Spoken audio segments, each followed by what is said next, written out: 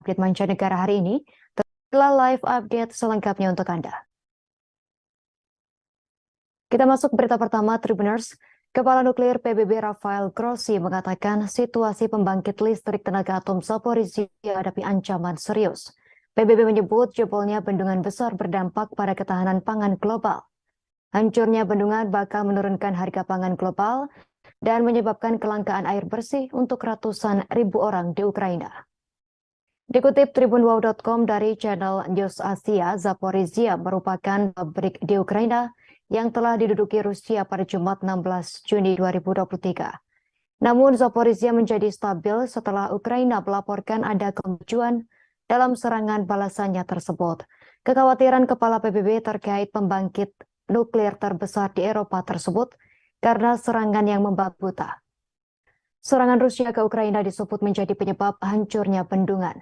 Padahal bendungan tersebut adalah penyedia air pendingin untuk pembangkit Zaporizhzhia. Grossi disebut terpaksa menunda perjalanannya 1 hari. Hal tersebut karena pertempuran semakin intensif di wilayah tenggara Zaporizhzhia. Kini Grossi tiba untuk menilai potensi risiko yang terjadi. Menurut Grossi, situasi saat ini tengah serius lantaran terdapat konsekuensi dari penghancuran bendungan. Pihaknya pun mencoba menggunakan beberapa langkah untuk menstabilkan situasi. Grossi mengatakan ia bisa melihat kolam pendingin pabrik dan ada cukup air. Grossi berujar ia ingin dunia sadar akan bahaya bahwa mungkin ada kecelakaan besar. Perjalanan ketiga Grossi ke pabrik tersebut yang jatuh ke tangan pasukan Moskow di awal serangan mereka terjadi saat Ukraina didukung dengan senjata dan pelatihan dari Barat. Hal tersebut mendorong upaya yang telah lama ditunggu-tunggu untuk memaksa pasukan Rusia keluar dari wilayahnya.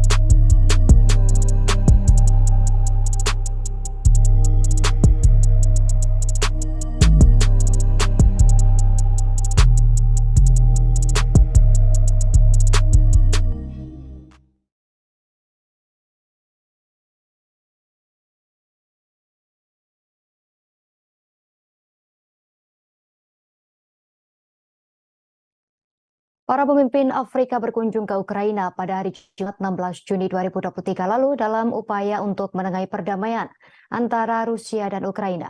Namun demikian para analis skeptis tentang apa yang bisa dicapai para pemimpin Afrika tersebut. Dilansir Kiev Post, 4 presiden dan 3 perwakilan dari Afrika mengadakan pembicaraan dengan Presiden Zelensky di Kiev. Pertemuan terjadi sebelum berangkat ke Saint Petersburg pada hari Sabtu untuk bertemu dengan Presiden Rusia Vladimir Putin. Presiden Afrika Selatan Cyril Ramaphosa menuturkan saat konflik semakin meningkat maka perdamaian harus dipercepat. Para pemimpin menurut pernyataan resmi Afrika Selatan setuju bahwa mereka akan terlibat dengan Presiden Putin dan Presiden Zelensky untuk gencatan senjata dan perdamaian abadi di wilayah tersebut. Tim diplomatik tingkat tinggi itu berharap dapat menyampaikan suara dari benua Afrika yang telah terpukul parah oleh kenaikan harga biji-bijian. Tak hanya itu, mereka juga terdampak pada perdagangan global sejak Rusia menginvasi Ukraina tahun lalu. Dikatakan Afrika memiliki rencana untuk berpusat pada gencatan senjata. Namun Moskow saat ini justru tengah mengintensifkan serangan malamnya di kota-kota besar Ukraina dalam beberapa pekan terakhir. Sementara itu, Kiev juga telah meluncurkan serangan besar-besaran untuk merebut kembali wilayah yang diduduki Rusia.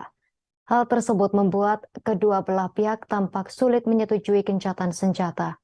Bahkan sumber-sumber di antara delegasi Afrika mengakui hal tersebut. Sumber diplomatik Kongo mengatakan pada AFP pada Rabu lalu bahwa kondisi diskusi damai dan konstruktif sudah tak ada lagi. Selain itu, negara-negara Afrika terbagi atas tanggapan mereka terhadap perang. Beberapa pihak memihak Ukraina, sementara yang lain tetap netral atau condong ke Rusia. Kedatangan pimpinan Afrika ke Kiev menjadi pertanyaan. Beberapa dari pemimpin negara-negara di Afrika tak datang. 3 pemimpin yakni Presiden Uganda Yoweri Museveni, Presiden Mesir Abdel Fattah al-Sisi, dan Presiden Kongo Brazzaville Denis Sassou Nguesso menarik diri dari perjalanan tersebut. Mereka mengirim mantan Perdana Menteri Ateni, dan Kepala Kantor sebagai gantinya. Museveni mengatakan tak bisa hadir karena tertular COVID-19. Sumber diplomatik menyesalkan bahwa ketidakhadiran al-Sisi, seorang yang berpengaruh di kancah Afrika, kemungkinan akan melemahkan ruang lingkup inisiatif tersebut. Hanya 3 dari anggota misi asli Ramaphosa, Macky Sall dan Senegal, dan Hakainde Hichilema dari Zambia. Selanjutnya, Presiden Komoro Ali Assoumani yang saat ini memimpin Uni Afrika dan berkunjung ke Ukraina. Ukraina sendiri bersikap skeptis tetapi membiarkan pintu terbuka untuk setidaknya memberikan kesempatan. Juru bicara Kementerian Luar Negeri Ukraina Oleg Nikolenko mengatakan pihaknya ingin melihat apakah ada ruang untuk membawa perdamaian di Ukraina. Namun ia menambahkan bahwa konsesi teritorial oleh Ukraina tak ada di atas meja. Dalam sebuah artikel untuk Kiev Post, anggota Parlemen Ukraina dan Ketua Komite Hubungan Luar Negeri Oleksandr Meresko mengatakan ada pertanyaan serius seputar kredibilitas terkait apa yang disebut netralitas negara-negara anggota.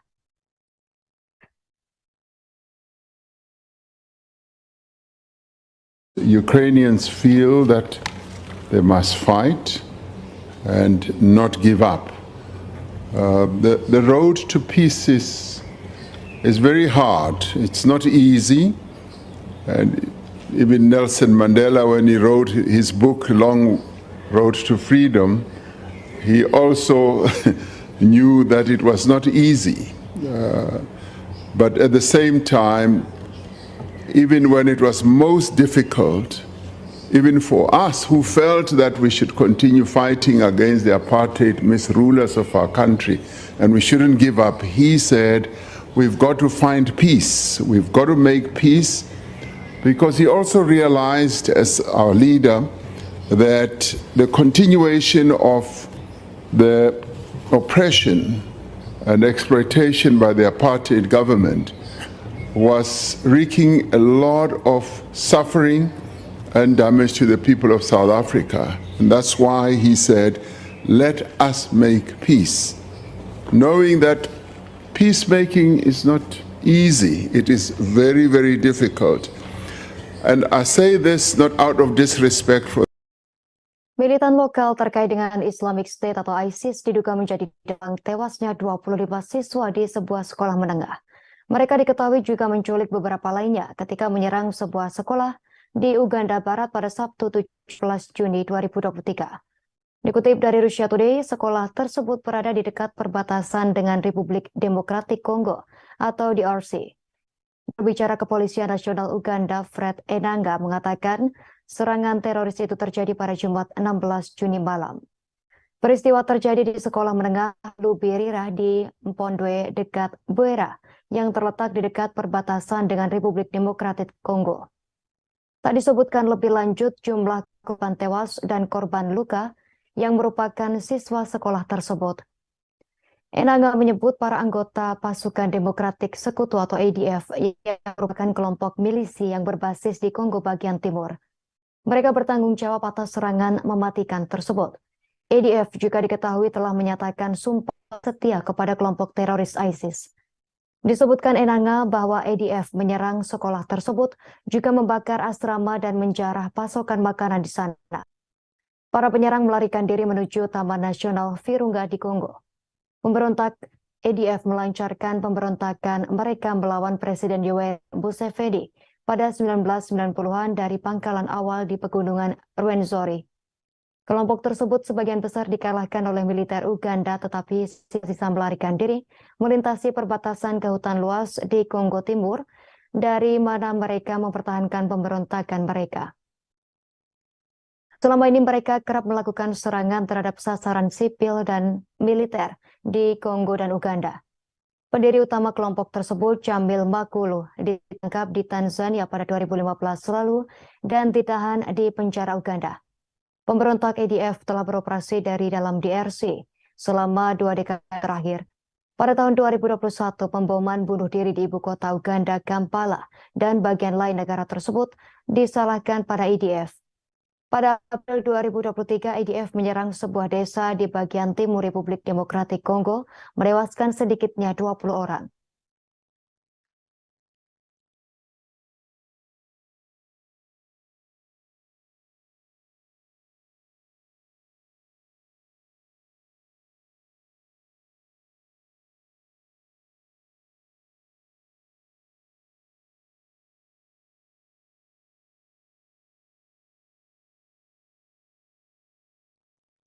Amerika Serikat akan membuat pengaturan khusus bagi Ukraina untuk bergabung dengan aliansi militer NATO. Presiden Amerika Serikat Joe Biden menegaskan hal tersebut meski Ukraina tengah melawan invasi Rusia. Ukraina tak akan memiliki jalan masuk yang mudah ke dalam aliansi NATO yang dipilih oleh Amerika Serikat. Ukraina disebut akan diminta untuk memenuhi standar yang sama seperti anggota blok lainnya. Pernyataannya muncul di tengah laporan rencana prosedural yang disederhanakan untuk Kiev yang diajukan oleh Sekretaris Jenderal NATO Jens Stoltenberg pada Sabtu 17 Juni 2023. Pada pertemuan tersebut, Kepala NATO dilaporkan berencana untuk menyederhanakan proses aksesi untuk Ukraina. Dengan alasan bahwa Kiev telah membuat kemajuan yang signifikan menuju keanggotaan. Pertemuan tersebut akan memberi Kiev kursi yang lebih setara untuk membahas dan berkonsultasi masalah keamanan.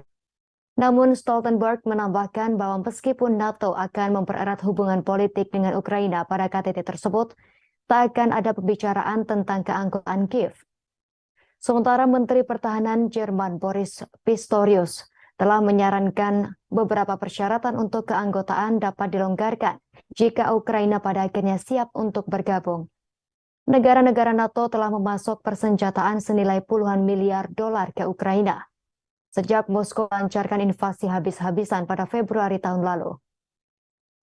Namun beberapa pemimpin di NATO khawatir bahwa memperluas keanggotaan ke Ukraina akan meningkatkan kemungkinan aliansi menghadapi Rusia secara langsung dalam perang. Biden juga ditanya pada Sabtu tentang pernyataan Presiden Rusia Vladimir Putin bahwa Moskow telah mengerahkan senjata nuklir di sekutu dekat dan tetangganya Belarusia.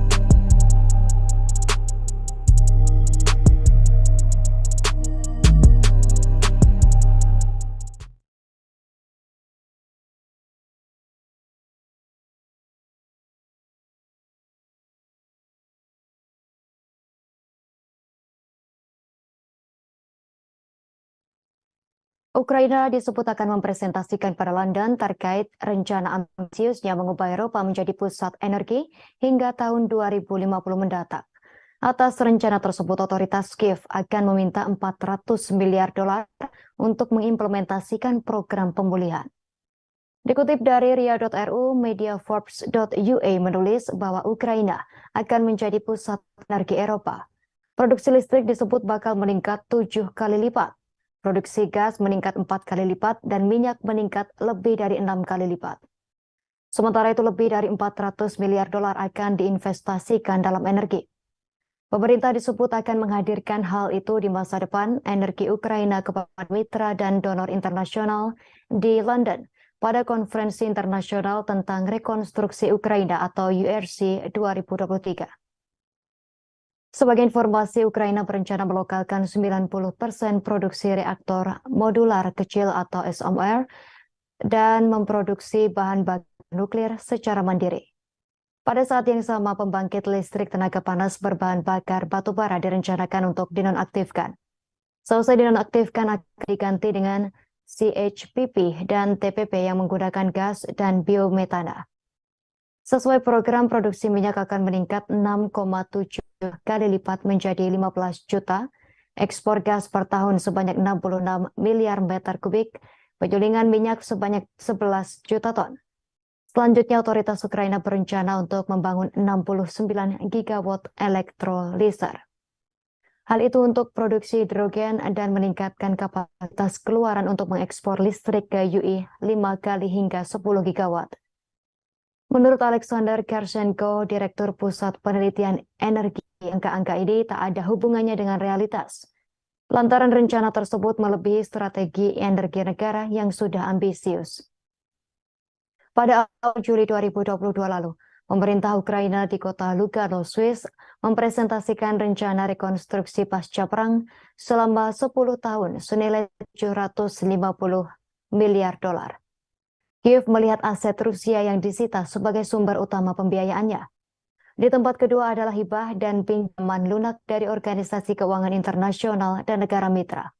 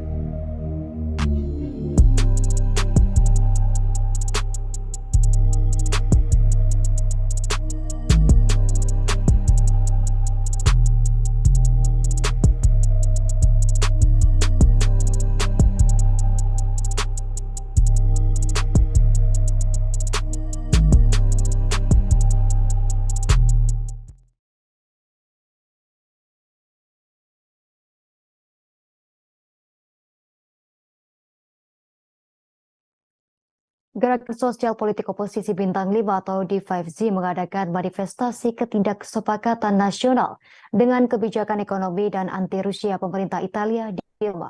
Lebih dari 15.000 orang datang dari berbagai kota dan wilayah tanah air untuk berpartisipasi dalam aksi tersebut. Demonstran menentang pasokan senjata baru ke Angkatan Bersenjata Ukraina. Dikutip dari ria.ru, setelah melewati jalan-jalan pusat ibu kota Italia, para demonstran mengadakan rapat umum terakhir di dekat Forum Romawi. Acara tersebut dihadiri oleh mantan Perdana Menteri Italia, Giuseppe Conte. Selain itu, pendiri gerakan, blogger, dan satiris BP Grillo, serta perwakilan masyarakat sipil. Aktor, penulis, dan penyanyi Moni Ovadia berbicara kepada hadirin dengan pidato yang didedikasikan untuk konflik di Ukraina. Conte atas nama D5Z secara teratur mengkritik kebijakan dukungan militer pemerintah Italia untuk rezim Kiev dan menentang pasokan senjata baru ke Angkatan Bersenjata Ukraina. Pekan lalu, mantan Perdana Menteri itu mengatakan bahwa Volodymyr Zelensky tak bisa sendirian memutuskan dalam kondisi apa konflik saat ini harus diselesaikan. Selain itu, ia menyebut posisi Barat yang menolak pembicaraan tersebut sebagai kesalahan strategis yang dapat berujung pada penggunaan senjata nuklir. Pada bulan Januari, Parlemen Italia menyetujui keputusan pemerintah yang mengatur kelanjutan berbagai bantuan ke Ukraina, termasuk pasokan senjata. Pada bulan Februari, Kabinet setempat menyetujui paket bantuan militer ke-6 berikutnya kepada otoritas Kiev.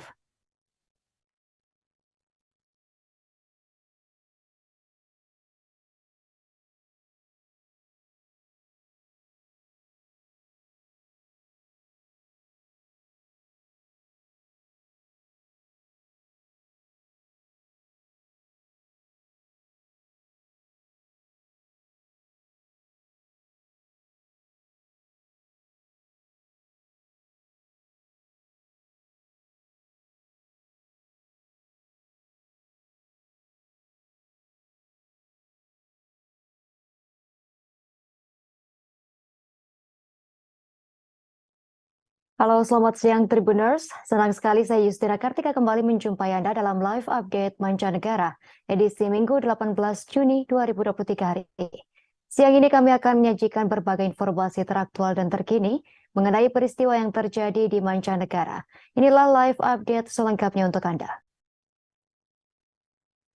Kita masuk berita pertama Tribuners. Kepala Nuklir PBB Rafael Grossi mengatakan situasi pembangkit listrik tenaga atom Zaporizhzhia hadapi ancaman serius. PBB menyebut jebolnya bendungan besar berdampak pada ketahanan pangan global. Hancurnya bendungan bakal menurunkan harga pangan global dan menyebabkan kelangkaan air bersih untuk ratusan ribu orang di Ukraina. Dikutip tribunwow.com dari channel News Asia, Zaporizhzhia merupakan pabrik di Ukraina yang telah diduduki Rusia pada Jumat 16 Juni 2023. Namun Zaporizhzhia menjadi stabil setelah Ukraina melaporkan ada kemajuan dalam serangan balasannya tersebut. Kekhawatiran Kepala PBB terkait pembangkit nuklir terbesar di Eropa tersebut karena serangan yang membabi buta. Serangan Rusia ke Ukraina disebut menjadi penyebab hancurnya bendungan. Padahal bendungan tersebut adalah penyedia air pendingin untuk pembangkit Zaporizhzhia. Grossi disebut terpaksa menunda perjalanannya 1 hari. Hal tersebut karena pertempuran semakin intensif di wilayah tenggara Zaporizhzhia. Kini Grossi tiba untuk menilai potensi risiko yang terjadi. Menurut Grossi, situasi saat ini tengah serius lantaran terdapat konsekuensi dari penghancuran bendungan. Pihaknya pun mencoba menggunakan beberapa langkah untuk menstabilkan situasi. Grossi mengatakan ia bisa melihat kolam pendingin pabrik dan ada cukup air. Grossi berujar ia ingin dunia sadar akan bahaya bahwa mungkin ada kecelakaan besar. Perjalanan ketiga Grossi ke pabrik tersebut yang jatuh ke tangan pasukan Moskow di awal serangan mereka terjadi saat Ukraina didukung dengan senjata dan pelatihan dari Barat. Hal tersebut mendorong upaya yang telah lama ditunggu-tunggu untuk memaksa pasukan Rusia keluar dari wilayahnya.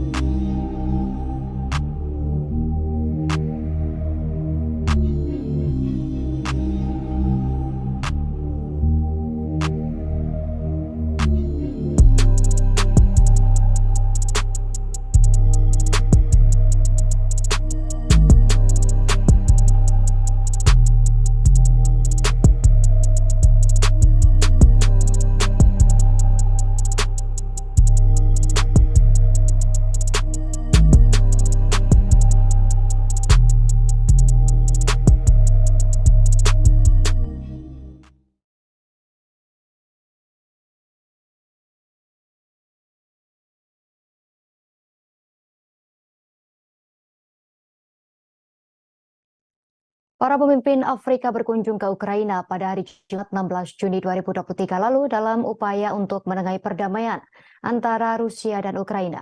Namun demikian para analis skeptis tentang apa yang bisa dicapai para pemimpin Afrika tersebut. Dilansir Kiev Post, 4 presiden dan 3 perwakilan dari Afrika mengadakan pembicaraan dengan Presiden Zelensky di Kiev. Pertemuan terjadi sebelum berangkat ke Saint Petersburg pada hari Sabtu untuk bertemu dengan Presiden Rusia Vladimir Putin. Presiden Afrika Selatan Cyril Ramaphosa menuturkan saat konflik semakin meningkat maka perdamaian harus dipercepat. Para pemimpin menurut pernyataan resmi Afrika Selatan setuju bahwa mereka akan terlibat dengan Presiden Putin dan Presiden Zelensky untuk gencatan senjata dan perdamaian abadi di wilayah tersebut. Tim diplomatik tingkat tinggi itu berharap dapat menyampaikan suara dari benua Afrika yang telah terpukul parah oleh kenaikan harga biji-bijian. Tak hanya itu, mereka juga terdampak pada perdagangan global sejak Rusia menginvasi Ukraina tahun lalu. Dikatakan Afrika memiliki rencana untuk berpusat pada gencatan senjata. Namun Moskow saat ini justru tengah mengintensifkan serangan malamnya di kota-kota besar Ukraina dalam beberapa pekan terakhir. Sementara itu, Kiev juga telah meluncurkan serangan besar-besaran untuk merebut kembali wilayah yang diduduki Rusia. Hal tersebut membuat kedua belah pihak tampak sulit menyetujui gencatan senjata. Bahkan sumber-sumber di antara delegasi Afrika mengakui hal tersebut. Sumber diplomatik Kongo mengatakan pada IFP pada Rabu lalu bahwa kondisi diskusi damai dan konstruktif sudah tak ada lagi. Selain itu, negara-negara Afrika terbagi atas tanggapan mereka terhadap perang. Beberapa pihak memihak Ukraina, sementara yang lain tetap netral atau condong ke Rusia. Kedatangan pimpinan Afrika ke Kiev menjadi pertanyaan. Beberapa dari pemimpin negara-negara di Afrika tak datang. 3 pemimpin yakni Presiden Uganda Yoweri Museveni, Presiden Mesir Abdel Fattah al-Sisi, dan Presiden Kongo Brazzaville Denis Sassou Nguesso menarik diri dari perjalanan tersebut. Mereka mengirim mantan Perdana Menteri Ateni, dan Kepala Kantor sebagai gantinya. Museveni mengatakan tak bisa hadir karena tertular COVID-19. Sumber diplomatik menyesalkan bahwa ketidakhadiran al-Sisi, seorang yang berpengaruh di kancah Afrika, kemungkinan akan melemahkan ruang lingkup inisiatif tersebut. Hanya 3 dari anggota misi asli Ramaphosa, Macky Sall dan Senegal, dan Hakainde Hichilema dari Zambia. Selanjutnya Presiden Komoro Ali Assoumani yang saat ini memimpin Uni Afrika dan berkunjung ke Ukraina. Ukraina sendiri bersikap skeptis tetapi membiarkan pintu terbuka untuk setidaknya memberikan kesempatan.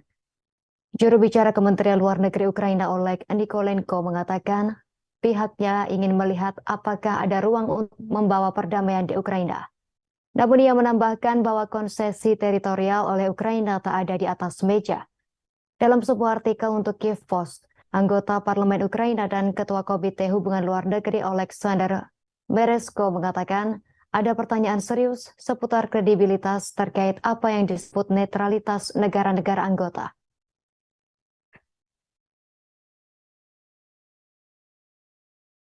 Ukrainians feel that they must fight and not give up. The road to peace is very hard. It's not easy. And even Nelson Mandela, when he wrote his book, Long Road to Freedom, he also knew that it was not easy. But at the same time, even when it was most difficult, even for us who felt that we should continue fighting against the apartheid misrulers of our country and we shouldn't give up, he said, we've got to find peace. We've got to make peace, because he also realized as our leader that the continuation of the oppression and exploitation by the apartheid government was wreaking a lot of suffering and damage to the people of South Africa. And that's why he said, let us make peace. Knowing that peacemaking is not easy, it is very, very difficult. And I say this not out of disrespect for Militan lokal terkait dengan Islamic State atau ISIS diduga menjadi dalang tewasnya 25 siswa di sebuah sekolah menengah. Mereka diketahui juga menculik beberapa lainnya ketika menyerang sebuah sekolah di Uganda Barat pada Sabtu 17 Juni 2023. Dikutip dari Russia Today, sekolah tersebut berada di dekat perbatasan dengan Republik Demokratik Kongo atau DRC. Berbicara Kepolisian Nasional Uganda, Fred Enanga mengatakan serangan teroris itu terjadi pada Jumat 16 Juni malam. Peristiwa terjadi di sekolah menengah Lubirira di Mpondwe dekat Bwera yang terletak di dekat perbatasan dengan Republik Demokratik Kongo. Tak disebutkan lebih lanjut jumlah korban tewas dan korban luka yang merupakan siswa sekolah tersebut. Enanga menyebut para anggota Pasukan Demokratik Sekutu atau ADF yang merupakan kelompok milisi yang berbasis di Kongo bagian timur. Mereka bertanggung jawab atas serangan mematikan tersebut. ADF juga diketahui telah menyatakan sumpah setia kepada kelompok teroris ISIS. Disebutkan Enanga bahwa ADF menyerang sekolah tersebut, juga membakar asrama dan menjarah pasokan makanan di sana. Para penyerang melarikan diri menuju Taman Nasional Virunga di Kongo. Pemberontak ADF melancarkan pemberontakan mereka melawan Presiden Yoweri Museveni pada 1990-an dari pangkalan awal di pegunungan Rwenzori. Kelompok tersebut sebagian besar dikalahkan oleh militer Uganda tetapi sisa melarikan diri melintasi perbatasan ke hutan luas di Kongo Timur dari mana mereka mempertahankan pemberontakan mereka. Selama ini mereka kerap melakukan serangan terhadap sasaran sipil dan militer di Kongo dan Uganda. Pendiri utama kelompok tersebut, Jamil Makulu, ditangkap di Tanzania pada 2015 lalu dan ditahan di penjara Uganda. Pemberontak ADF telah beroperasi dari dalam DRC selama 2 dekade terakhir. Pada tahun 2021, pemboman bunuh diri di ibu kota Uganda, Kampala, dan bagian lain negara tersebut disalahkan pada ADF. Pada April 2023, ADF menyerang sebuah desa di bagian timur Republik Demokratik Kongo, menewaskan sedikitnya 20 orang.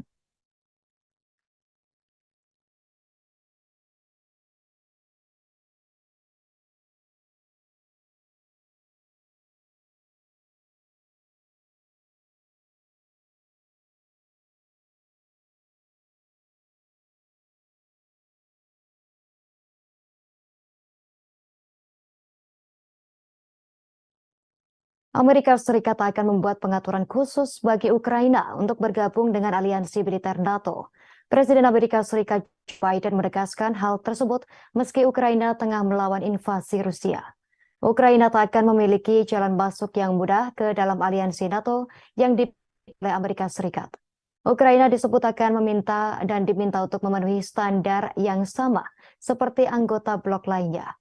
Pernyataannya muncul di tengah laporan rencana prosedural yang disederhanakan untuk Kiev yang diajukan oleh Sekretaris Jenderal NATO Jens Stoltenberg pada Sabtu 17 Juni 2023. Pada pertemuan tersebut, Kepala NATO dilaporkan berencana untuk menyederhanakan proses aksesi untuk Ukraina.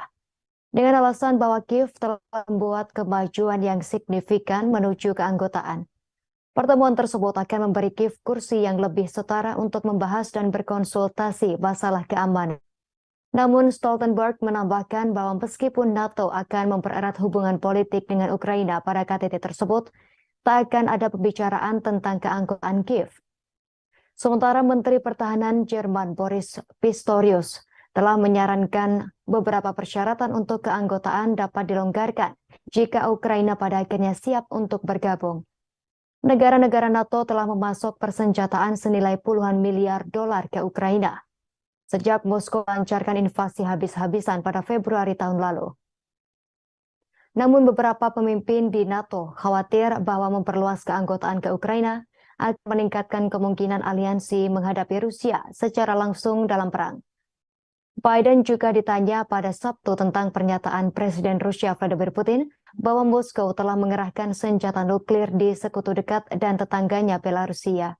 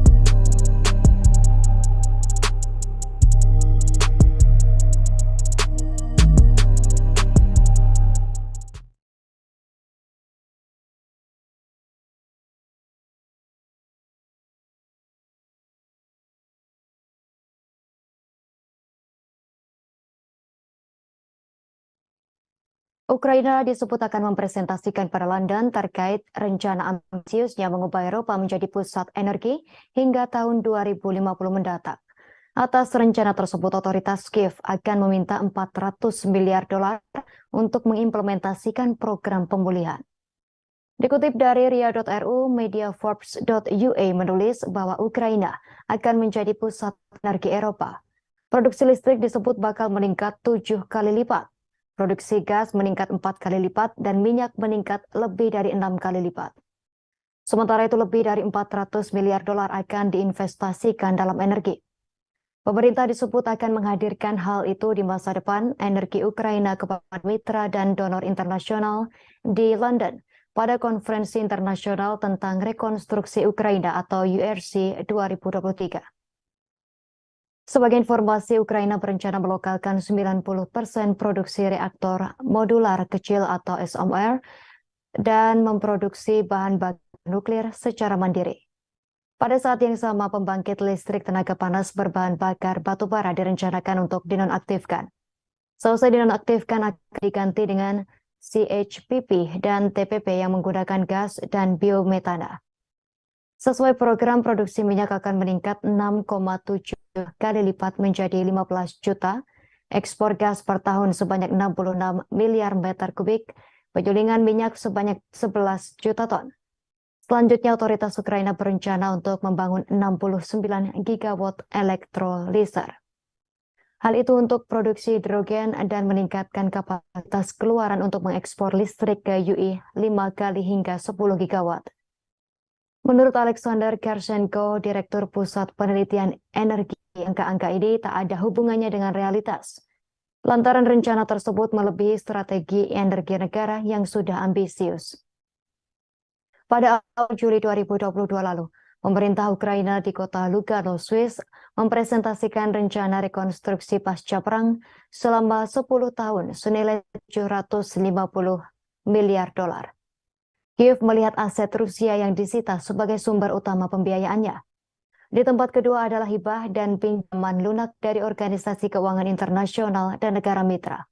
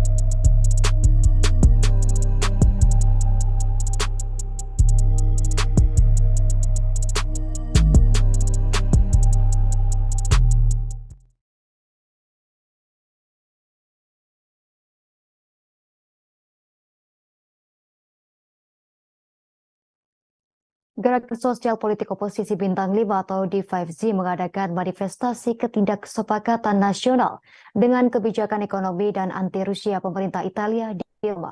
Lebih dari 15.000 orang datang dari berbagai kota dan wilayah tanah air untuk berpartisipasi dalam aksi tersebut.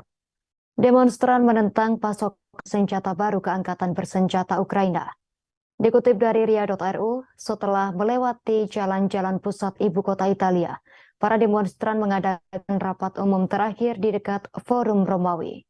Acara tersebut dihadiri oleh mantan Perdana Menteri Italia, Giuseppe Conte. Selain itu, pendiri gerakan, blogger, dan satiris BP Grillo, serta perwakilan masyarakat sipil. Aktor, penulis, dan penyanyi Moni Ovadia berbicara kepada hadirin dengan pidato yang didedikasikan untuk konflik di Ukraina. Conte atas nama D5Z secara teratur mengkritik kebijakan dukungan militer pemerintah Italia untuk rezim Kiev dan menentang pasokan senjata baru ke Angkatan Bersenjata Ukraina. Pekan lalu, mantan Perdana Menteri itu mengatakan bahwa Volodymyr Zelensky tak bisa sendirian memutuskan dalam kondisi apa konflik saat ini harus diselesaikan. Selain itu, ia menyebut posisi Barat yang menolak pembicaraan tersebut sebagai kesalahan strategis yang dapat berujung pada penggunaan senjata nuklir. Pada bulan Januari, Parlemen Italia menyetujui keputusan pemerintah yang mengatur kelanjutan berbagai bantuan ke Ukraina termasuk pasokan senjata. Pada bulan Februari, kabinet setempat menyetujui paket bantuan militer ke-6 berikutnya kepada otoritas Kiev.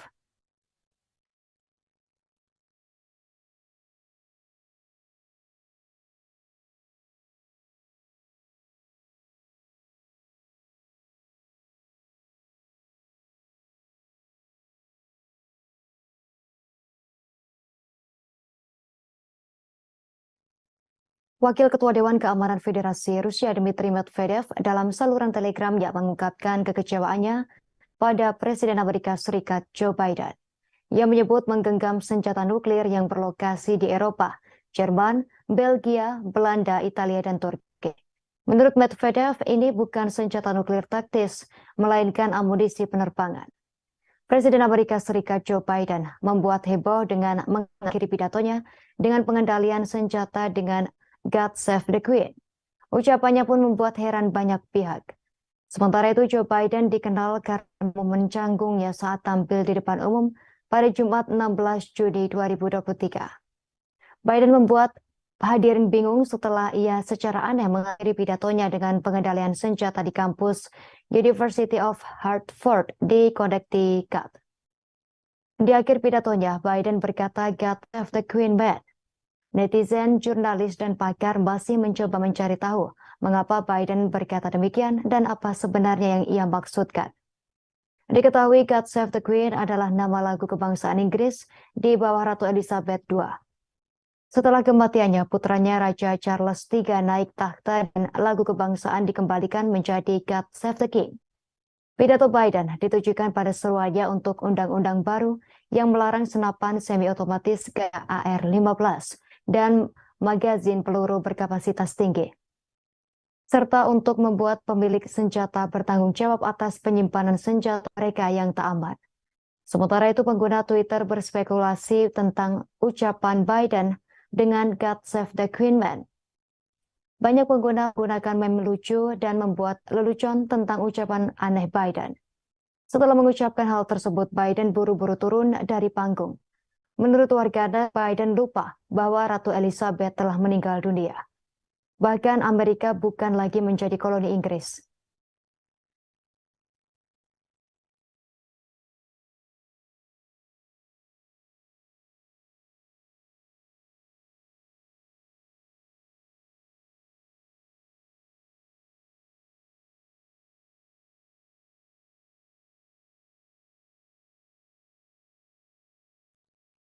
Produser stasiun televisi Amerika Serikat Fox News, Alex McCaskill, dipecat terkait pesan atau syairan di layar kaca yang menyebut Joe Biden sebagai calon diktator. McCaskill mengkonfirmasi di akun Instagram pribadi pada Jumat lalu dirinya tak lagi bekerja untuk perusahaan media tersebut. Pegawai yang telah lama mengabdi untuk Fox News tersebut tak menyebutkan alasan kepergiannya.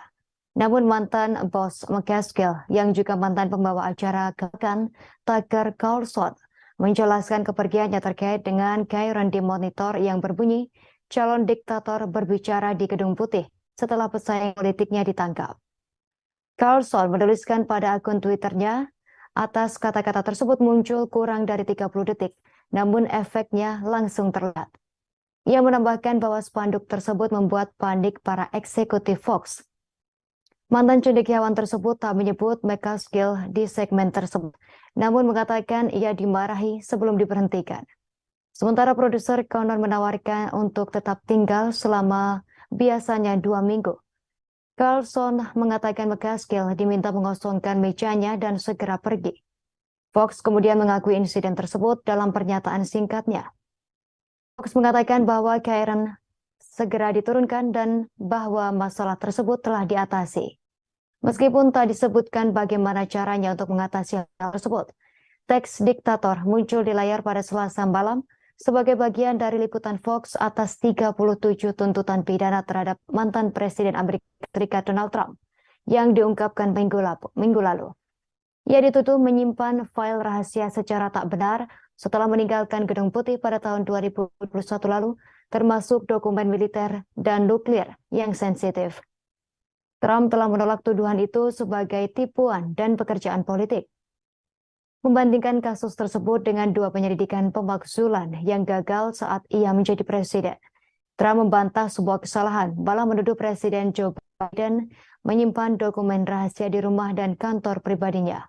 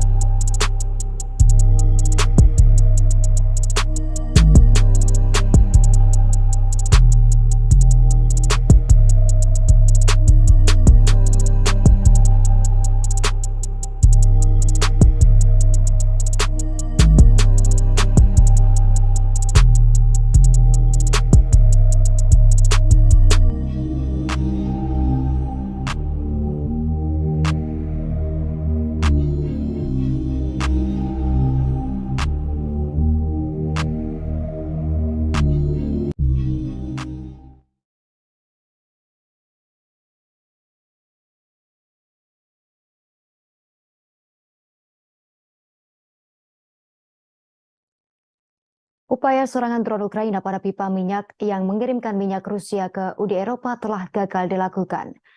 Gubernur wilayah Bryansk yang berbatasan dengan Ukraina, Alexander Bogomas, menyatakan bahwa pertahanan udara Rusia berhasil menembak jatuh 3 unit UAV, maksud kami UAV, di dekat stasiun pompa pipa tersebut.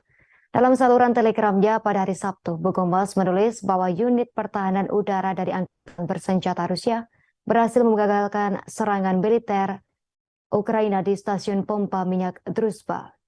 Menurutnya total ada 3 UAV yang berhasil dihancurkan.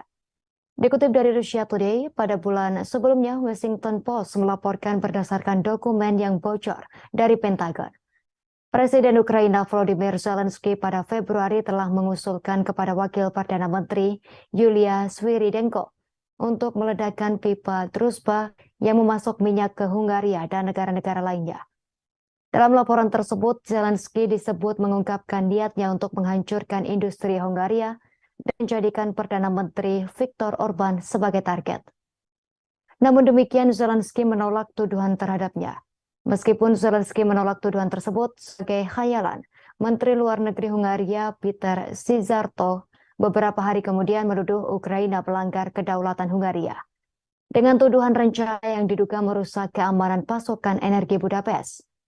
Pada waktu yang sama, stasiun pengisian pipa minyak Druzhba di wilayah Bryansk juga diserang oleh pasukan Ukraina. Serangan tersebut menyebabkan kerusakan pada 3 tangki penyimpanan bahan bakar yang semuanya kosong.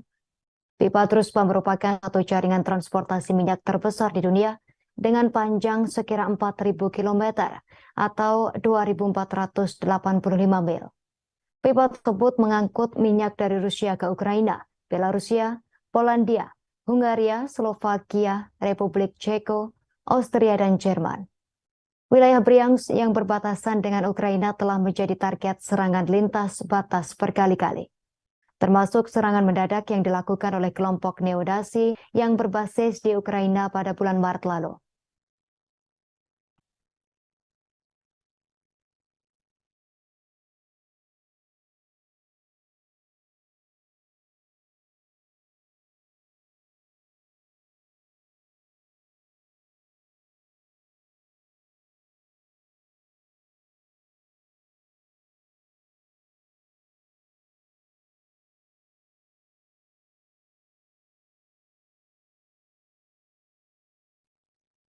Presiden Vladimir Putin untuk pertama kalinya mengakui bahwa Rusia sudah menempatkan bom nuklir di Belarus.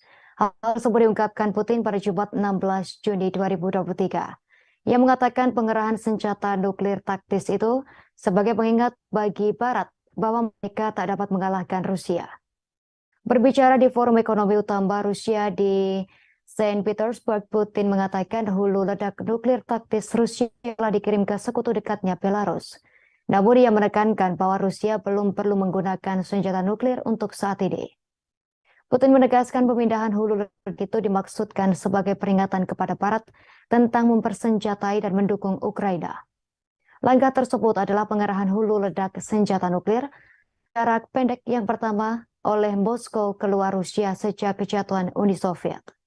Senjata nuklir jenis ini berpotensi digunakan di medan perang. Sementara itu Lukashenko, sekutu setia Putin, mengatakan pada Selasa 13 Juni 2023 malam bahwa negaranya telah menerima pengiriman senjata nuklir taktis Rusia yang 3 kali lebih kuat daripada bom atom yang dijatuhkan Amerika Serikat di Jepang pada 1945. Pemimpin Rusia itu mengumumkan pada Maret bahwa ia telah setuju untuk menyebarkan senjata nuklir di Belarusia. Merujuk pada penyebaran senjata-senjata itu oleh Amerika Serikat di sejumlah negara Eropa selama beberapa dekade. Amerika Serikat telah mengkritik keputusan Putin, tetapi mengatakan tak berniat mengubah pendiriannya sendiri. Dalam hal ini mengenai senjata nuklir strategis dan Rusia sedang bersiap untuk menggunakan senjata nuklir. Langkah Rusia tetap diawasi ketat oleh Washington dan sekutunya, serta oleh China yang telah berulang kali memperingatkan terhadap penggunaan senjata nuklir dalam perang di Ukraina. Putin mengatakan Barat melakukan segala cara agar Rusia mengalami kekalahan strategis di Ukraina, di mana Moskow terjebak dalam perang darat terbesar di Eropa sejak Perang Dunia Kedua. Putin mengatakan Rusia tak perlu menggunakan senjata nuklir untuk saat ini. Pernyataan tersebut menandakan tak ada perubahan dalam postur nuklir Moskow yang hanya akan dilakukan jika keberadaan negara Rusia terancam. Namun ia mengatakan pembicaraan dengan Barat untuk mengurangi persenjataan nuklir Rusia yang besar, yang terbesar di dunia, belum dapat dimulai. Putin mengatakan serangan balasan Ukraina terhadap pasukan Rusia di Ukraina sejauh ini tak memiliki keberhasilan yang berarti.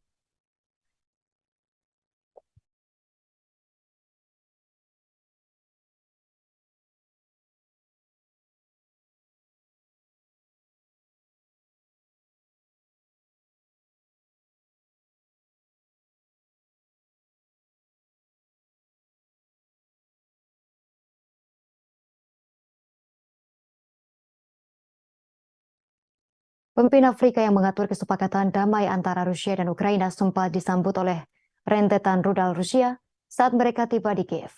Menteri Luar Negeri Ukraina Dmytro Kuleba, serangan rudal tersebut sebagai pesan pada Afrika bahwa Rusia tak menginginkan adanya perdamaian. Delegasi tersebut termasuk para pemimpin Senegal, Mesir, Afrika Selatan, Komoro, Zambia, dan utusan dari Republik Kongo dan Uganda. Mereka bertemu dengan Presiden Ukraina Volodymyr Zelensky pada hari Jumat menjelang pertemuan yang direncanakan dengan Presiden Rusia Vladimir Putin di Petersburg. Dikutip dari Reuters, Presiden Afrika Selatan Cyril Ramaphosa mengatakan bahwa para pemimpin berkunjung untuk berbagi perspektif Afrika tentang perang, yakni aliran pasokan industri biji-bijian dari negara-negara yang bertikai ke negara-negara Afrika dengan harapan mencapai akhir yang damai untuk perang Ukraina. Namun demikian, negosiasi antara kedua musuh tampaknya jauh dari jangkauan. Zelensky menegaskan kembali, Ukraina hanya tertarik pada pembicaraan damai yang mencakup penarikan penuh pasukan Rusia dari wilayah pendudukan di Ukraina. Para pejabat juga mengatakan bahwa Moskow menunjukkan warna aslinya kepada delegasi Afrika dengan melancarkan serangan udara selama kunjungan para pemimpin. Menurut Angkatan Udara Ukraina, 12 rudal Rusia termasuk 6 rudal supersonik Kinzhal dicegat oleh pasukan Kiev setelah diluncurkan ke arah ibu kota negara, mendorong mereka untuk kembali ke hotel sebagai tindakan pencegahan. Keterangan tersebut dikatakan juru bicara Ramaphosa Vincent Magwenya mengatakan, namun demikian Rusia belum secara resmi mengumumkan tanggung jawabnya. Dikatakan Dmytro Kuleba, Putin membangun kepercayaan dengan meluncurkan serangan rudal terbesar ke Kiev dalam beberapa minggu, tepatnya di tengah kunjungan para pemimpin Afrika ke ibu kota. Kuleba menyebut rudal Rusia adalah pesan ke Afrika bahwa Rusia menginginkan lebih banyak perang, bukan perdamaian. Sementara itu, Zelensky mengakui komitmen negaranya untuk memastikan aliran ekspor biji-bijian ke benua Afrika. Menyusul invasi besar-besaran Rusia pada Februari 2022, jutaan ton biji-bijian terhenti di pelabuhan Ukraina, menyebabkan melonjaknya harga pangan global dan khususnya mengancam pasokan pangan di Timur Tengah dan Afrika. Menurut Zelensky, bagian dari pertemuan hari Jumat didedikasikan untuk diskusi tentang kesepakatan biji-bijian Ukraina. Presiden Ukraina mengatakan kepada wartawan bahwa hak setiap orang atas makanan harus dipastikan dengan menghentikan upaya apapun oleh negara-negara seperti Rusia untuk menggunakan ancaman kelaparan dan kelaparan.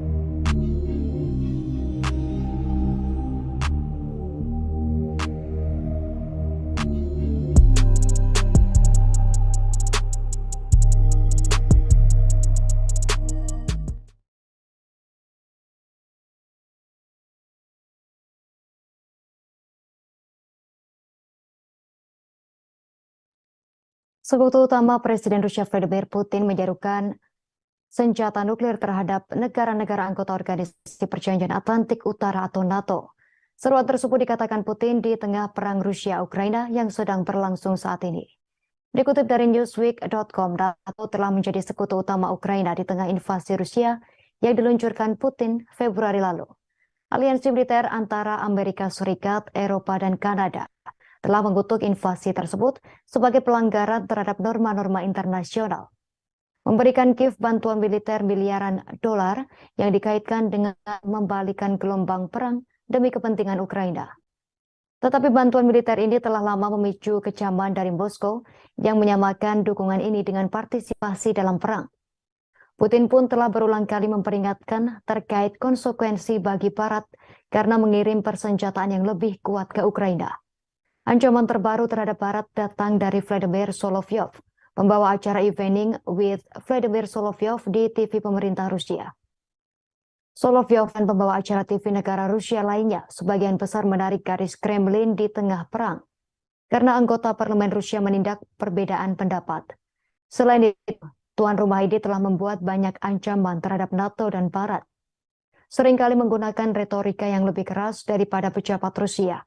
Solovyov mengatakan ia yakin penggunaan senjata nuklir taktis dalam konflik Ukraina tak dapat dihindari.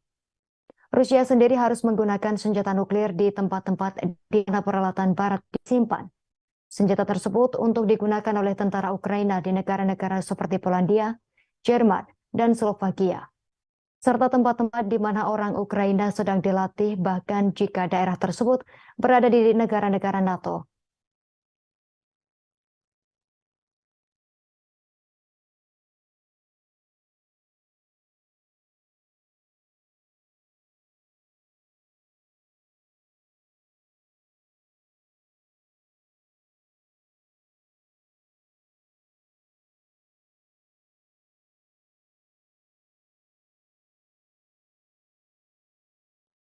Halo, selamat siang Tribuners. Senang sekali saya Yustina Kartika kembali menjumpai Anda dalam live update mancanegara edisi Minggu 18 Juni 2023 hari ini.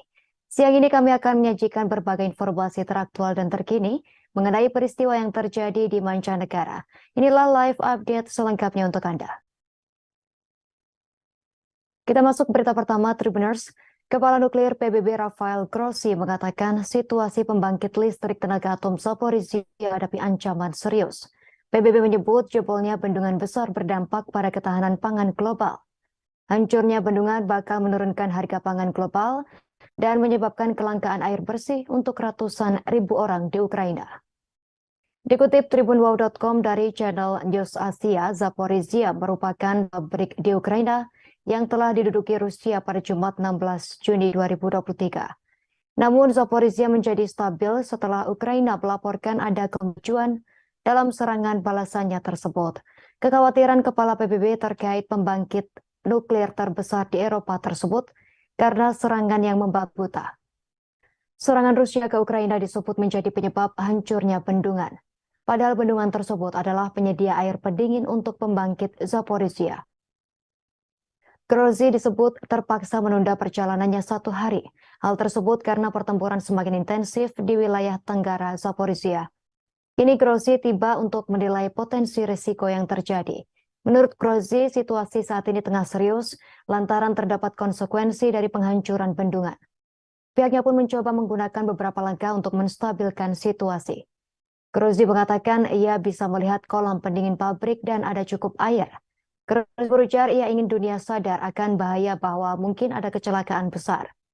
Perjalanan ketiga Grozny ke pabrik tersebut yang jatuh ke tangan pasukan Moskow di awal serangan mereka terjadi saat Ukraina didukung dengan senjata dan pelatihan dari Barat.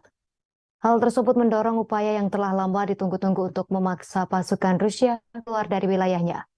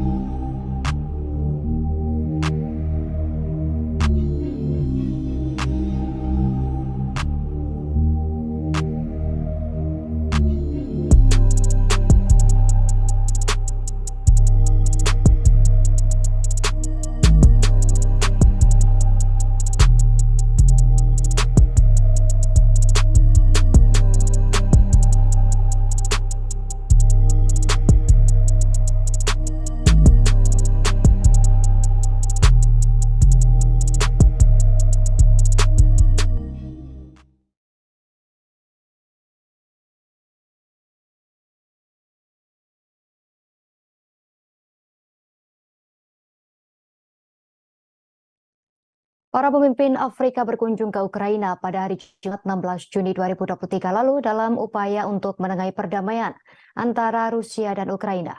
Namun demikian para analis skeptis tentang apa yang bisa dicapai para pemimpin Afrika tersebut. Dilansir Kiev Post, 4 presiden dan 3 perwakilan dari Afrika mengadakan pembicaraan dengan Presiden Zelensky di Kiev. Pertemuan terjadi sebelum berangkat ke Saint Petersburg pada hari Sabtu untuk bertemu dengan Presiden Rusia Vladimir Putin. Presiden Afrika Selatan Cyril Ramaphosa menuturkan saat konflik semakin meningkat maka perdamaian harus dipercepat. Para pemimpin menurut pernyataan resmi Afrika Selatan setuju bahwa mereka akan terlibat dengan Presiden Putin dan Presiden Zelensky untuk gencatan senjata dan perdamaian abadi di wilayah tersebut. Tim diplomatik tingkat tinggi itu berharap dapat menyampaikan suara dari benua Afrika yang telah terpukul parah oleh kenaikan harga biji-bijian. Tak hanya itu, mereka juga terdampak pada perdagangan global sejak Rusia menginvasi Ukraina tahun lalu. Dikatakan Afrika memiliki rencana untuk berpusat pada gencatan senjata. Namun Moskow saat ini justru tengah mengintensifkan serangan malamnya di kota-kota besar Ukraina dalam beberapa pekan terakhir. Sementara itu, Kiev juga telah meluncurkan serangan besar-besaran untuk merebut kembali wilayah yang diduduki Rusia. Hal tersebut membuat kedua belah pihak tampak sulit menyetujui gencatan senjata. Bahkan sumber-sumber di antara delegasi Afrika mengakui hal tersebut. Sumber diplomatik Kongo mengatakan pada IFP pada Rabu lalu bahwa kondisi diskusi damai dan konstruktif sudah tak ada lagi. Selain itu, negara-negara Afrika terbagi atas tanggapan mereka terhadap perang. Beberapa pihak memihak Ukraina, sementara yang lain tetap netral atau condong ke Rusia. Kedatangan pimpinan Afrika ke Kiev menjadi pertanyaan. Beberapa dari pemimpin negara-negara di Afrika tak datang. Tiga pemimpin yakni Presiden Uganda Yoweri Museveni, Presiden Mesir Abdel Fattah al-Sisi, dan Presiden Kongo Brazzaville Denis Sassou Nguesso menarik diri dari perjalanan tersebut. Mereka mengirim mantan Perdana Menteri Ateni, dan Kepala Kantor sebagai gantinya. Museveni mengatakan tak bisa hadir karena tertular COVID-19. Sumber diplomatik menyesalkan bahwa ketidakhadiran al-Sisi, seorang yang berpengaruh di kancah Afrika, kemungkinan akan melemahkan ruang lingkup inisiatif tersebut. Hanya 3 dari anggota misi asli Ramaphosa, Macky Sall dan Senegal, dan Hakainde Hichilema dari Zambia. Selanjutnya Presiden Komoro Ali Assoumani yang saat ini memimpin Uni Afrika dan berkunjung ke Ukraina.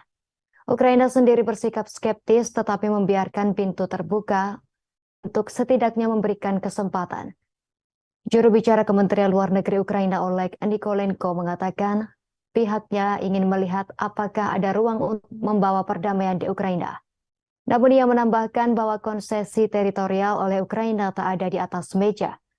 Dalam sebuah artikel untuk Kiev Post, anggota Parlemen Ukraina dan Ketua Komite Hubungan Luar Negeri Oleksandr Meresko mengatakan ada pertanyaan serius seputar kredibilitas terkait apa yang disebut netralitas negara-negara anggota.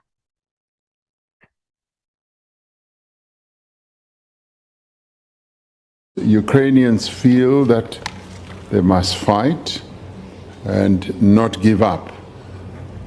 The road to peace is very hard. It's not easy, and even Nelson Mandela, when he wrote his book, Long Road to Freedom, he also knew that it was not easy. But at the same time, even when it was most difficult, even for us who felt that we should continue fighting against the apartheid misrulers of our country and we shouldn't give up, he said, we've got to find peace. We've got to make peace.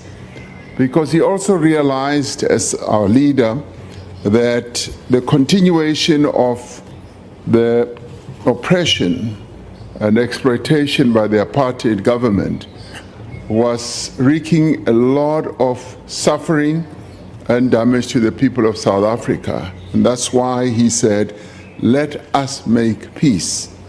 Knowing that peacemaking is not easy, it is very, very difficult. And I say this not out of disrespect for Militan lokal terkait dengan Islamic State atau ISIS diduga menjadi dalang tewasnya 25 siswa di sebuah sekolah menengah. Mereka diketahui juga menculik beberapa lainnya ketika menyerang sebuah sekolah di Uganda Barat pada Sabtu 17 Juni 2023. Dikutip dari Russia Today, sekolah tersebut berada di dekat perbatasan dengan Republik Demokratik Kongo atau DRC. Berbicara Kepolisian Nasional Uganda, Fred Enanga, mengatakan serangan teroris itu terjadi pada Jumat 16 Juni malam. Peristiwa terjadi di sekolah menengah Lubirira di Mpondwe dekat Bwera yang terletak di dekat perbatasan dengan Republik Demokratik Kongo. Tak disebutkan lebih lanjut jumlah korban tewas dan korban luka yang merupakan siswa sekolah tersebut. Enanga menyebut para anggota Pasukan Demokratik Sekutu atau ADF yang merupakan kelompok milisi yang berbasis di Kongo bagian timur. Mereka bertanggung jawab atas serangan mematikan tersebut. ADF juga diketahui telah menyatakan sumpah setia kepada kelompok teroris ISIS. Disebutkan Enanga bahwa ADF menyerang sekolah tersebut, juga membakar asrama dan menjarah pasokan makanan di sana. Para penyerang melarikan diri menuju Taman Nasional Virunga di Kongo. Pemberontak ADF melancarkan pemberontakan mereka melawan Presiden Yoweri Museveni pada 1990-an dari pangkalan awal di pegunungan Rwenzori. Kelompok tersebut sebagian besar dikalahkan oleh militer Uganda tetapi sisa melarikan diri melintasi perbatasan ke hutan luas di Kongo Timur dari mana mereka mempertahankan pemberontakan mereka. Selama ini mereka kerap melakukan serangan terhadap sasaran sipil dan militer di Kongo dan Uganda. Pendiri utama kelompok tersebut, Jamil Makulu, ditangkap di Tanzania pada 2015 lalu dan ditahan di penjara Uganda. Pemberontak ADF telah beroperasi dari dalam DRC selama 2 dekade terakhir.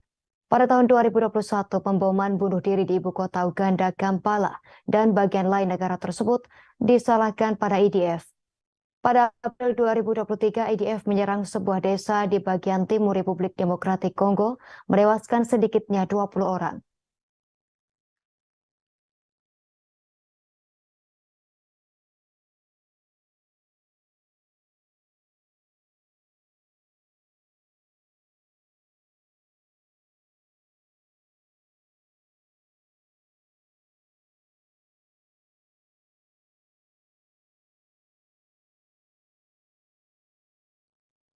Amerika Serikat akan membuat pengaturan khusus bagi Ukraina untuk bergabung dengan aliansi militer NATO. Presiden Amerika Serikat Joe Biden menegaskan hal tersebut meski Ukraina tengah melawan invasi Rusia. Ukraina tak akan memiliki jalan masuk yang mudah ke dalam aliansi NATO yang dipilih oleh Amerika Serikat. Ukraina disebut akan diminta untuk memenuhi standar yang sama seperti anggota blok lainnya.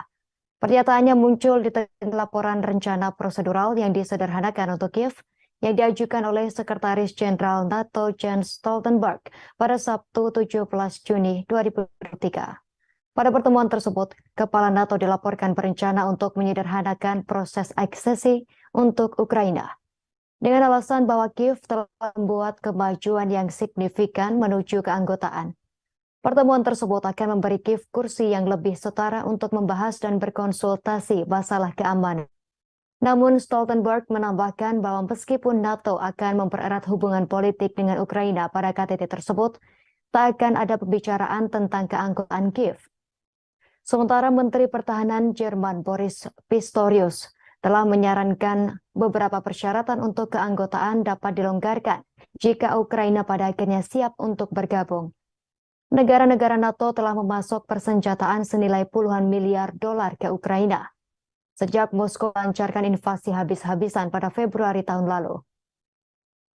Namun beberapa pemimpin di NATO khawatir bahwa memperluas keanggotaan ke Ukraina akan meningkatkan kemungkinan aliansi menghadapi Rusia secara langsung dalam perang. Biden juga ditanya pada Sabtu tentang pernyataan Presiden Rusia Vladimir Putin bahwa Moskow telah mengerahkan senjata nuklir di sekutu dekat dan tetangganya Belarusia.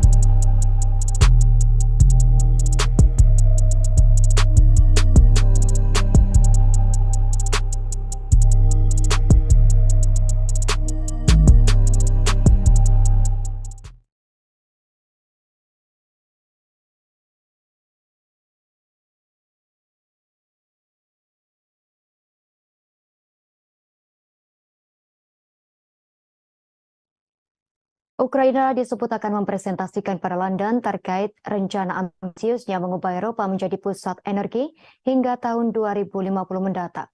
Atas rencana tersebut, otoritas Kiev akan meminta 400 miliar dolar untuk mengimplementasikan program pemulihan. Dikutip dari ria.ru, media Forbes.ua menulis bahwa Ukraina akan menjadi pusat energi Eropa. Produksi listrik disebut bakal meningkat 7 kali lipat. Produksi gas meningkat 4 kali lipat dan minyak meningkat lebih dari 6 kali lipat. Sementara itu lebih dari 400 miliar dolar akan diinvestasikan dalam energi. Pemerintah disebut akan menghadirkan hal itu di masa depan energi Ukraina kepada mitra dan donor internasional di London pada Konferensi Internasional tentang Rekonstruksi Ukraina atau URC 2023. Sebagai informasi, Ukraina berencana melokalkan 90% produksi reaktor modular kecil atau SMR dan memproduksi bahan bakar nuklir secara mandiri. Pada saat yang sama, pembangkit listrik tenaga panas berbahan bakar batu bara direncanakan untuk dinonaktifkan. Selesai dinonaktifkan akan diganti dengan CHPP dan TPP yang menggunakan gas dan biometana. Sesuai program, produksi minyak akan meningkat 6,7 kali lipat menjadi 15 juta, ekspor gas per tahun sebanyak 66 miliar meter kubik, penyulingan minyak sebanyak 11 juta ton. Selanjutnya, otoritas Ukraina berencana untuk membangun 69 gigawatt elektrolyser. Hal itu untuk produksi hidrogen dan meningkatkan kapasitas keluaran untuk mengekspor listrik ke UI 5 kali hingga 10 gigawatt. Menurut Alexander Kershenko, Direktur Pusat Penelitian Energi, angka-angka ini tak ada hubungannya dengan realitas. Lantaran rencana tersebut melebihi strategi energi negara yang sudah ambisius. Pada awal Juli 2022 lalu, pemerintah Ukraina di kota Lugano, Swiss, mempresentasikan rencana rekonstruksi pasca perang selama 10 tahun senilai 750 miliar dolar. Kiev melihat aset Rusia yang disita sebagai sumber utama pembiayaannya. Di tempat kedua adalah hibah dan pinjaman lunak dari organisasi keuangan internasional dan negara mitra.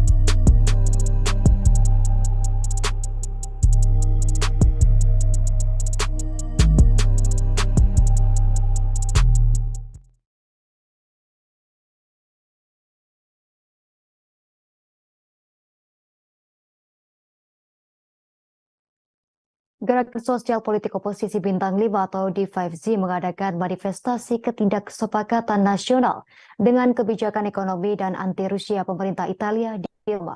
Lebih dari 15.000 orang datang dari berbagai kota dan wilayah tanah air untuk berpartisipasi dalam aksi tersebut.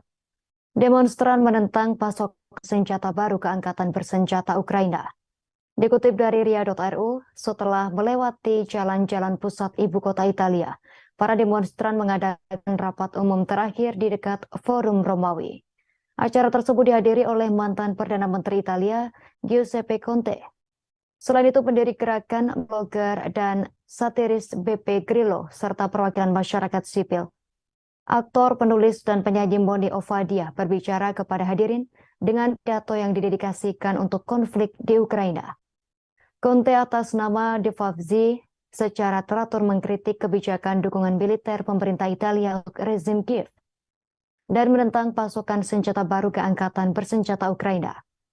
Pekan lalu, mantan Perdana Menteri itu mengatakan bahwa Volodymyr Zelensky tak bisa sendirian memutuskan dalam kondisi apa konflik saat ini harus diselesaikan.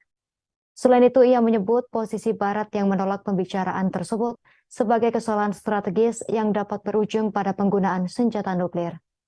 Pada bulan Januari, Parlemen Italia menyetujui keputusan pemerintah yang mengatur kelanjutan berbagai bantuan ke Ukraina termasuk pasokan senjata. Pada bulan Februari, Kabinet setempat menyetujui paket bantuan militer ke-6 berikutnya kepada otoritas Kiev.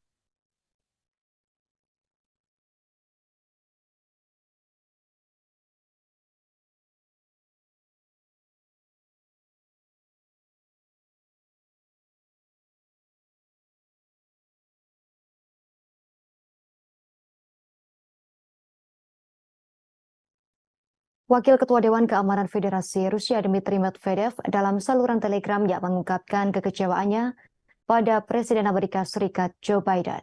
Ia menyebut menggenggam senjata nuklir yang berlokasi di Eropa, Jerman, Belgia, Belanda, Italia, dan Turki.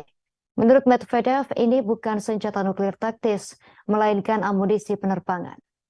Presiden Amerika Serikat Joe Biden membuat heboh dengan mengakhiri pidatonya dengan pengendalian senjata dengan God Save the Queen. Ucapannya pun membuat heran banyak pihak. Sementara itu, Joe Biden dikenal karena mencanggungnya saat tampil di depan umum pada Jumat 16 Juni 2023.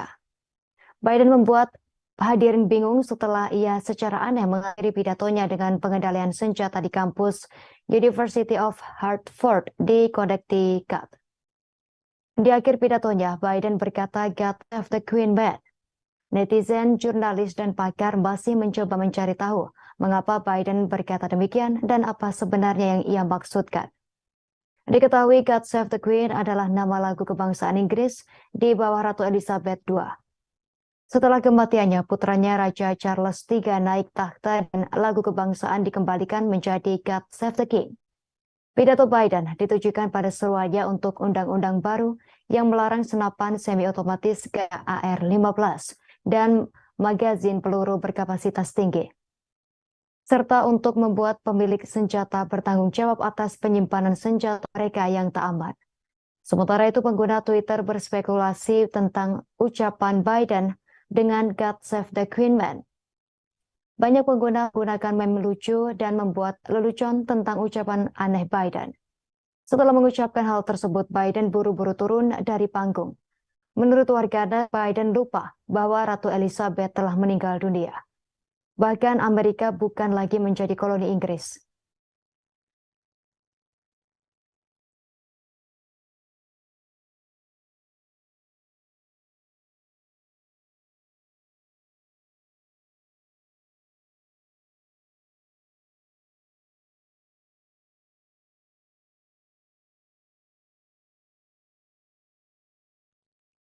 Produser stasiun televisi Amerika Serikat Fox News, Alex McCaskill, dipecat terkait pesan atau syairan di layar kaca yang menyebut Joe Biden sebagai calon diktator.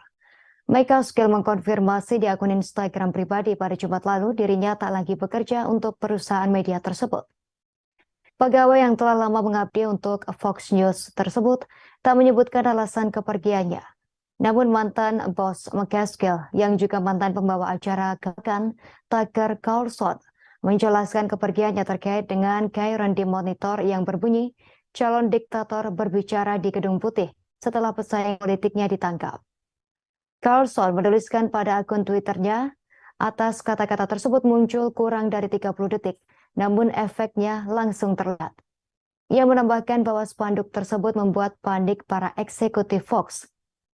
Mantan cendekiawan tersebut tak menyebut McCaskill di segmen tersebut, namun mengatakan ia dimarahi sebelum diberhentikan. Sementara produser konon menawarkan untuk tetap tinggal selama biasanya 2 minggu. Carlson mengatakan McCaskill diminta mengosongkan mejanya dan segera pergi. Fox kemudian mengakui insiden tersebut dalam pernyataan singkatnya. Fox mengatakan bahwa gairan segera diturunkan dan bahwa masalah tersebut telah diatasi. Meskipun tak disebutkan bagaimana caranya untuk mengatasi hal tersebut, teks diktator muncul di layar pada Selasa malam sebagai bagian dari liputan Fox atas 37 tuntutan pidana terhadap mantan Presiden Amerika Serikat Donald Trump yang diungkapkan minggu lalu. Ia dituduh menyimpan file rahasia secara tak benar setelah meninggalkan Gedung Putih pada tahun 2021 lalu, termasuk dokumen militer dan nuklir yang sensitif. Trump telah menolak tuduhan itu sebagai tipuan dan pekerjaan politik. Membandingkan kasus tersebut dengan 2 penyelidikan pemakzulan yang gagal saat ia menjadi presiden, Trump membantah sebuah kesalahan malah menuduh Presiden Joe Biden menyimpan dokumen rahasia di rumah dan kantor pribadinya.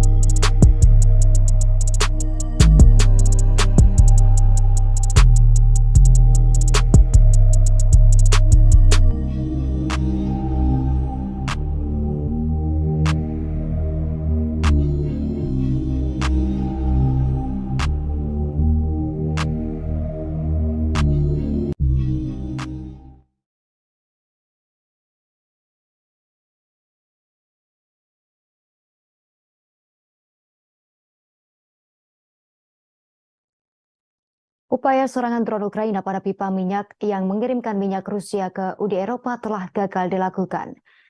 Gubernur wilayah Bryansk yang berbatasan dengan Ukraina, Alexander Bogomas, menyatakan bahwa pertahanan udara Rusia berhasil menembak jatuh 3 unit UAV, maksud kami UAV, di dekat stasiun pompa pipa tersebut. Dalam saluran telegramnya pada hari Sabtu, Bogomas menulis bahwa unit pertahanan udara dari angkatan bersenjata Rusia berhasil menggagalkan serangan militer Ukraina di stasiun pompa minyak Druzhba. Menurutnya total ada 3 UAV yang berhasil dihancurkan.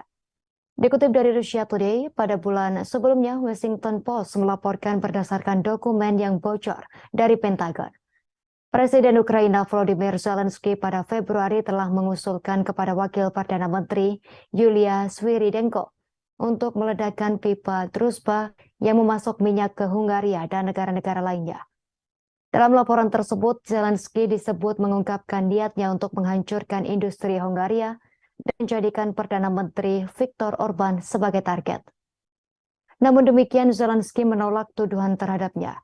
Meskipun Zelensky menolak tuduhan tersebut sebagai khayalan, Menteri Luar Negeri Hungaria Peter Szijjártó beberapa hari kemudian menuduh Ukraina melanggar kedaulatan Hungaria dengan tuduhan rencana yang diduga merusak keamanan pasokan energi Budapest. Pada waktu yang sama, stasiun pengisian pipa minyak Druzhba di wilayah Bryansk juga diserang oleh pasukan Ukraina. Serangan tersebut menyebabkan kerusakan pada 3 tangki penyimpanan bahan bakar yang semuanya kosong. Pipa Druzhba merupakan satu jaringan transportasi minyak terbesar di dunia dengan panjang sekira 4.000 km atau 2.485 mil. Pipa tersebut mengangkut minyak dari Rusia ke Ukraina, Belarusia, Polandia, Hungaria, Slovakia, Republik Ceko, Austria, dan Jerman. Wilayah Bryansk yang berbatasan dengan Ukraina telah menjadi target serangan lintas batas berkali-kali, termasuk serangan mendadak yang dilakukan oleh kelompok neonazi yang berbasis di Ukraina pada bulan Maret lalu.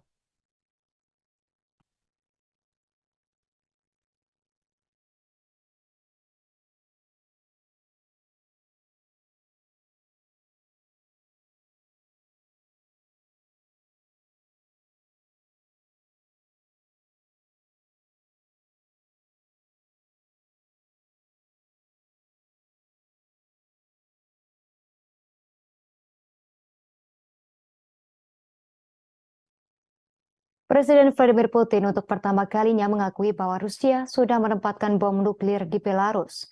Hal tersebut diungkapkan Putin pada Jumat 16 Juni 2023. Ia mengatakan pengerahan senjata nuklir taktis itu sebagai pengingat bagi Barat bahwa mereka tak dapat mengalahkan Rusia.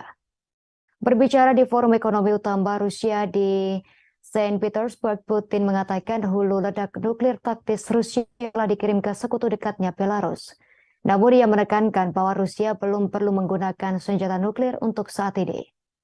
Putin menegaskan pemindahan hulu ledak itu dimaksudkan sebagai peringatan kepada Barat tentang mempersenjatai dan mendukung Ukraina.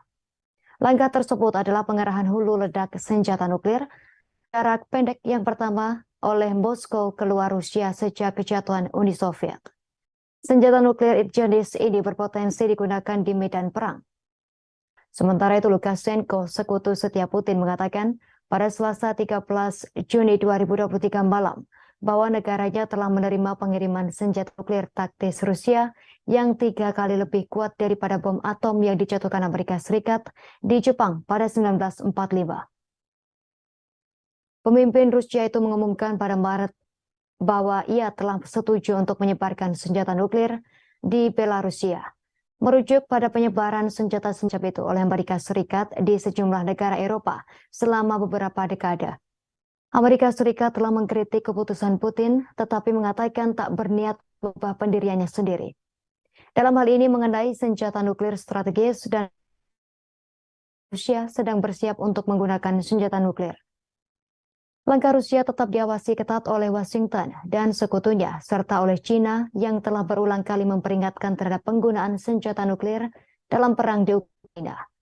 Putin mengatakan Barat melakukan segala cara agar Rusia mengalami kekalahan strategis di Ukraina, di mana Moskow terjebak dalam perang darat terbesar di Eropa sejak Perang Dunia Kedua. Putin mengatakan Rusia tak perlu menggunakan senjata nuklir untuk saat ini. Pernyataan tersebut menandakan tak ada perubahan dalam postur nuklir Moskow yang hanya akan dilakukan jika keberadaan negara Rusia terancam. Namun ia mengatakan pembicaraan dengan Barat untuk mengurangi persenjataan nuklir Rusia yang besar, yang terbesar di dunia, belum dapat dimulai. Putin mengatakan serangan balasan Ukraina terhadap pasukan Rusia di Ukraina sejauh ini tak memiliki keberhasilan yang berarti.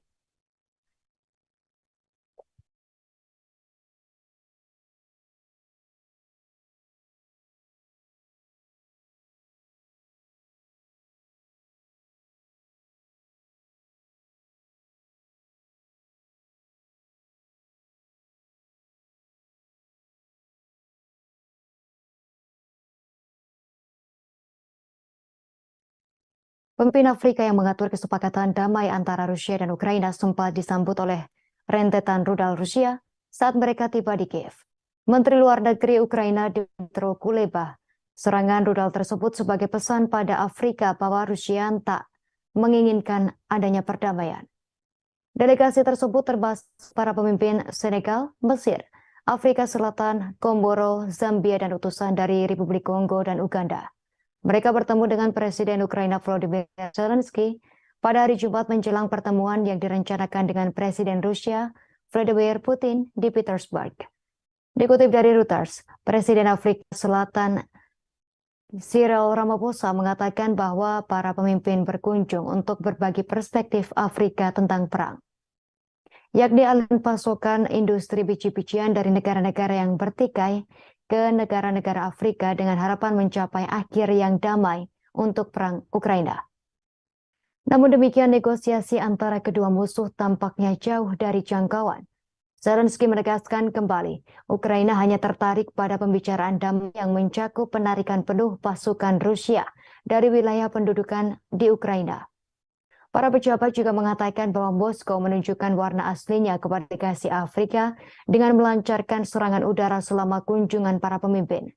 Menurut Angkatan Udara Ukraina, 12 rudal Rusia termasuk 6 rudal supersonik Kinzhal dicegat oleh pasukan Kiev setelah diluncurkan ke arah ibu kota negara, mendorong mereka untuk kembali ke hotel sebagai tindakan pencegahan.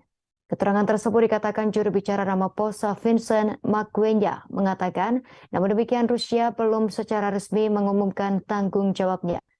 Dikatakan Dmytro Kuleba, Putin membangun kepercayaan dengan meluncurkan serangan rudal terbesar ke Kiev dalam beberapa minggu, tepatnya di tengah kunjungan para pemimpin Afrika ke ibu kota.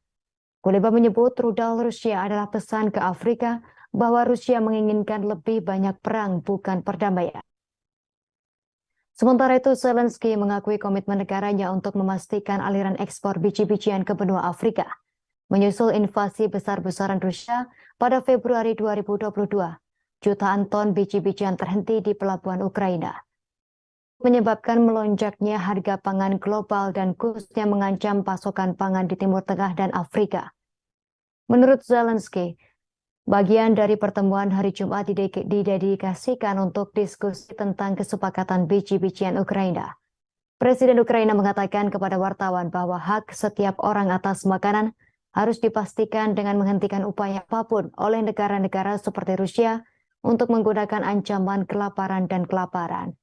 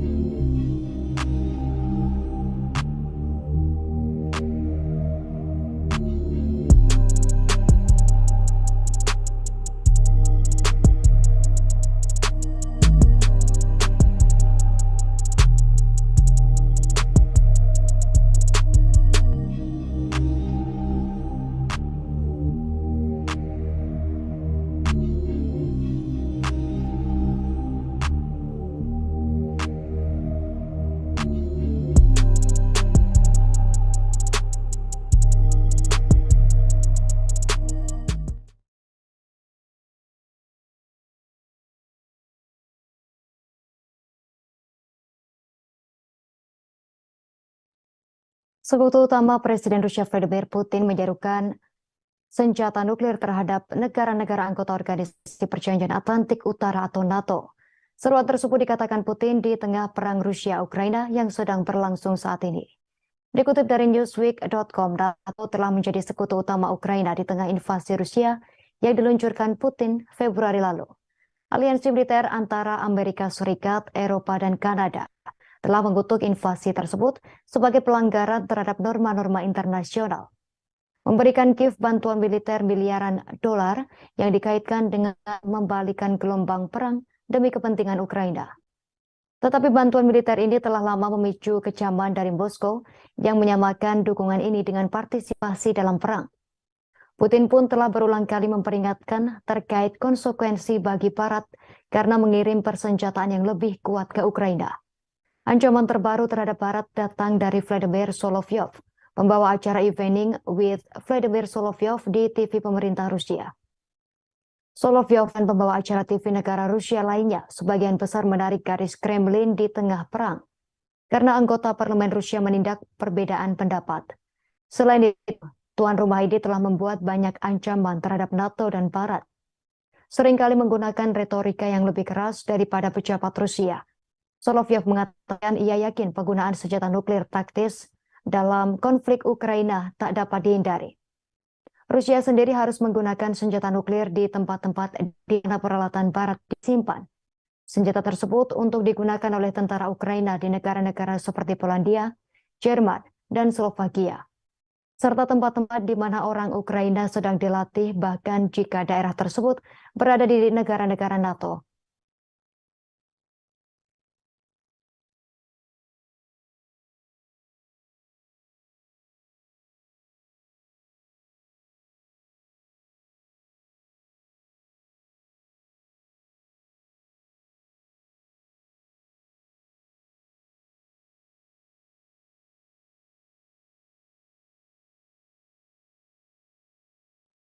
Halo, selamat siang Tribuners. Senang sekali saya Justina Kartika kembali menjumpai Anda dalam live update mancanegara edisi Minggu 18 Juni 2023 hari ini.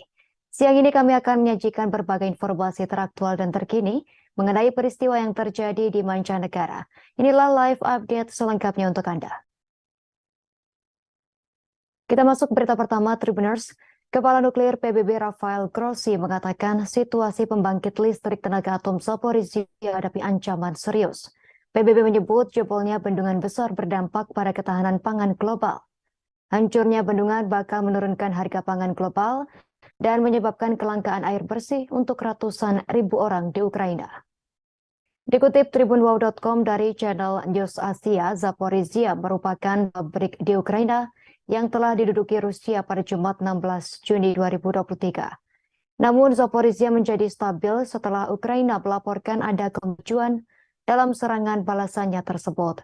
Kekhawatiran Kepala PBB terkait pembangkit nuklir terbesar di Eropa tersebut karena serangan yang membabi buta.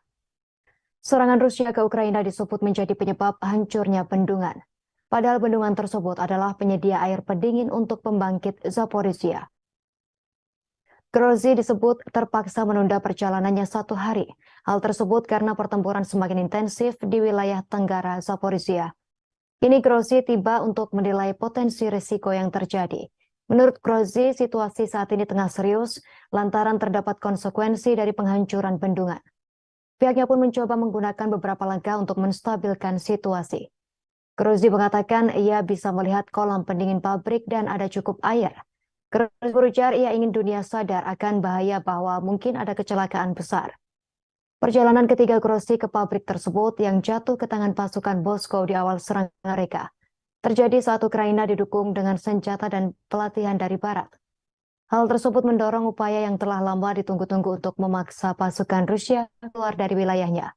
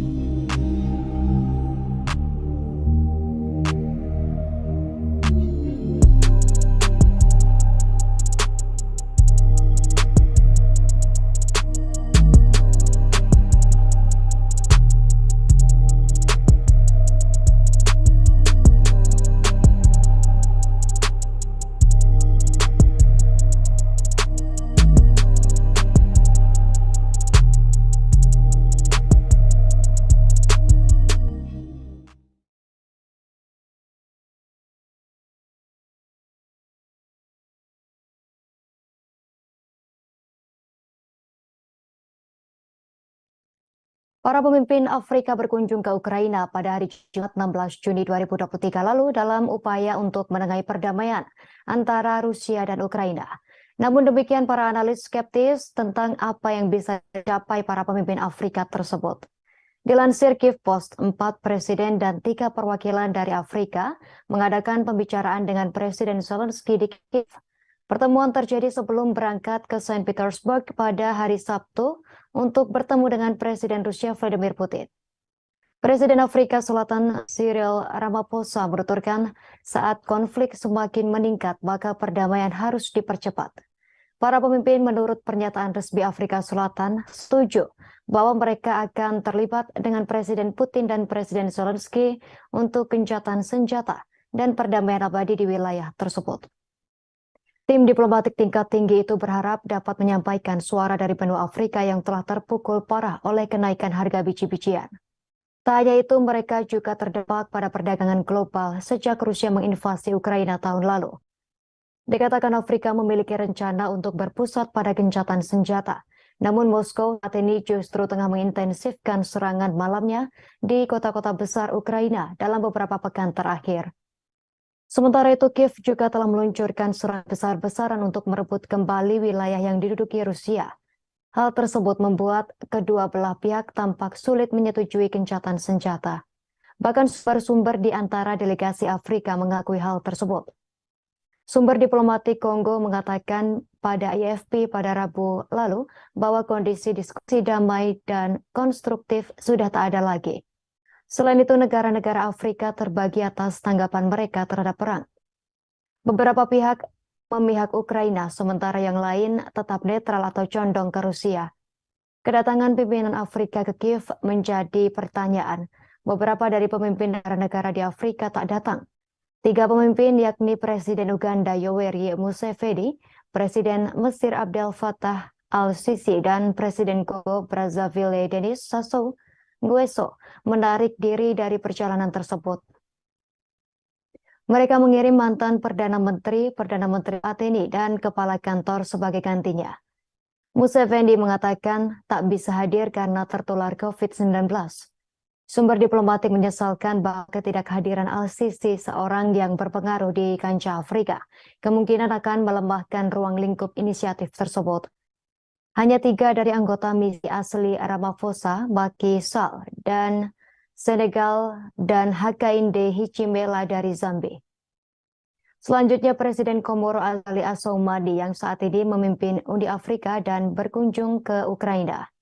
Ukraina sendiri bersikap skeptis tetapi membiarkan pintu terbuka untuk setidaknya memberikan kesempatan. Juru bicara Kementerian Luar Negeri Ukraina Oleg Nikolenko mengatakan pihaknya ingin melihat apakah ada ruang untuk membawa perdamaian di Ukraina. Namun ia menambahkan bahwa konsesi teritorial oleh Ukraina tak ada di atas meja.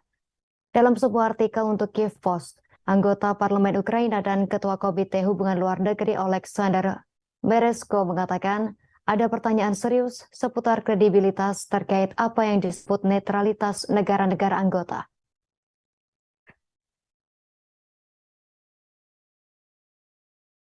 Ukrainians feel that they must fight and not give up.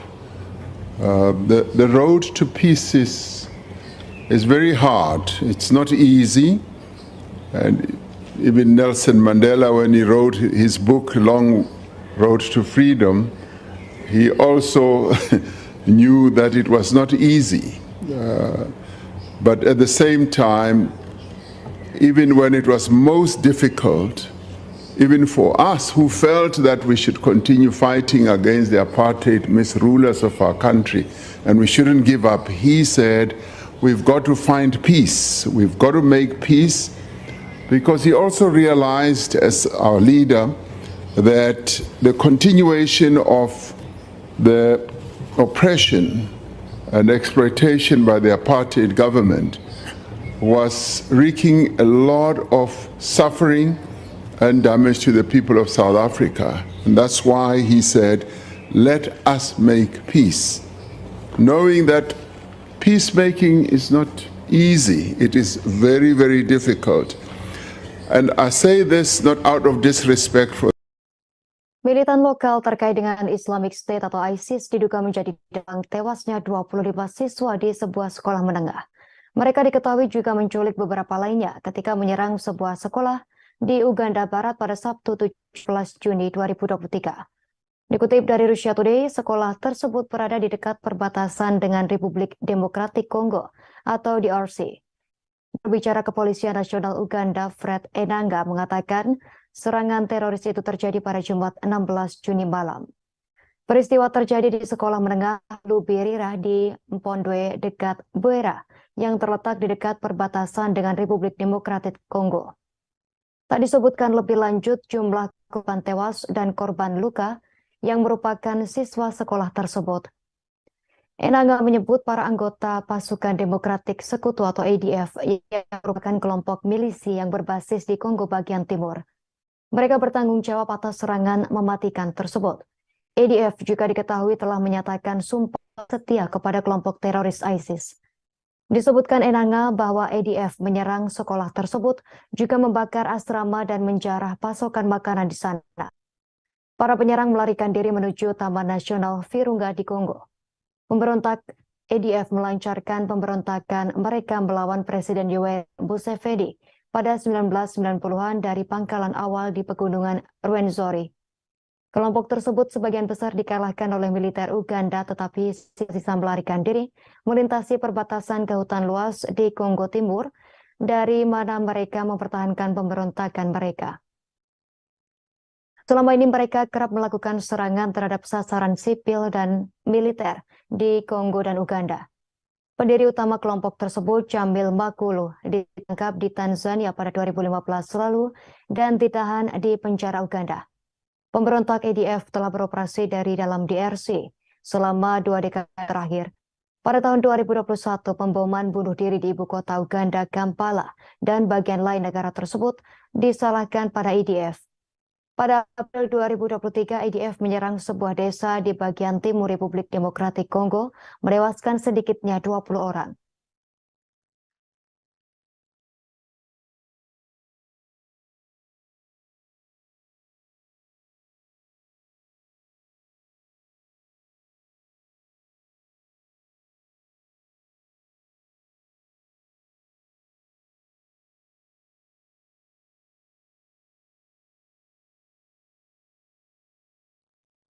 Amerika Serikat akan membuat pengaturan khusus bagi Ukraina untuk bergabung dengan aliansi militer NATO.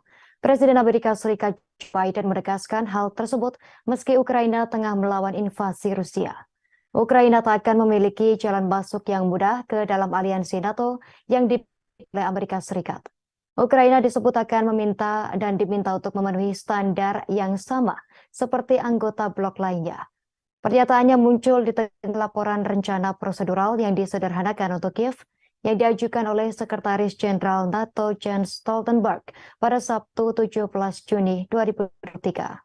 Pada pertemuan tersebut, Kepala NATO dilaporkan berencana untuk menyederhanakan proses aksesi untuk Ukraina. Dengan alasan bahwa Kiev telah membuat kemajuan yang signifikan menuju keanggotaan.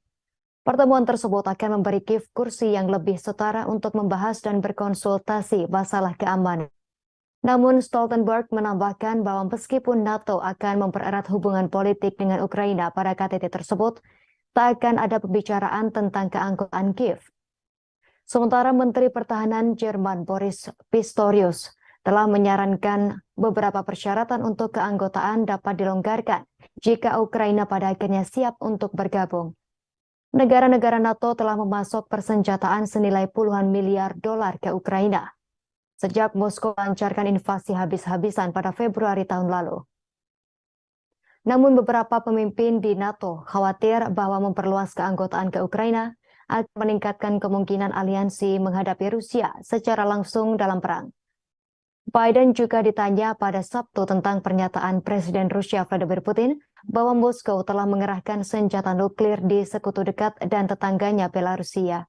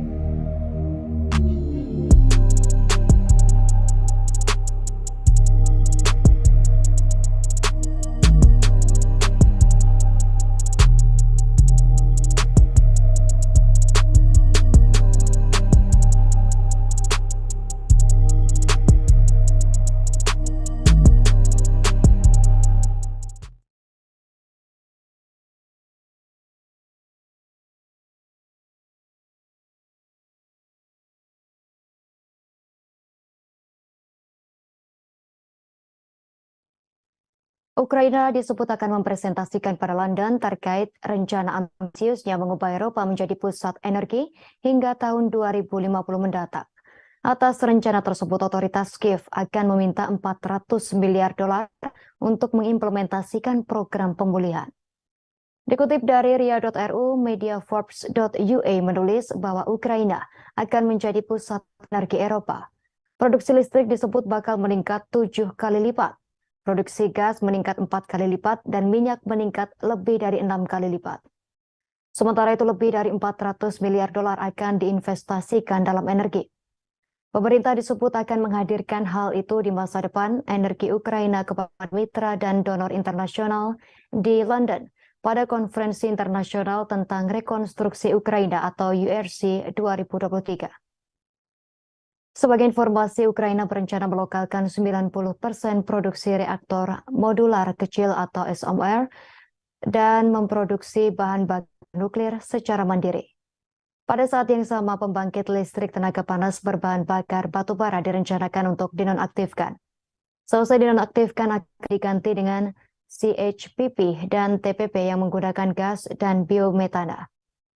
Sesuai program, produksi minyak akan meningkat 6,7 kali lipat menjadi 15 juta, ekspor gas per tahun sebanyak 66 miliar meter kubik, penyulingan minyak sebanyak 11 juta ton. Selanjutnya, otoritas Ukraina berencana untuk membangun 69 gigawatt elektrolyser.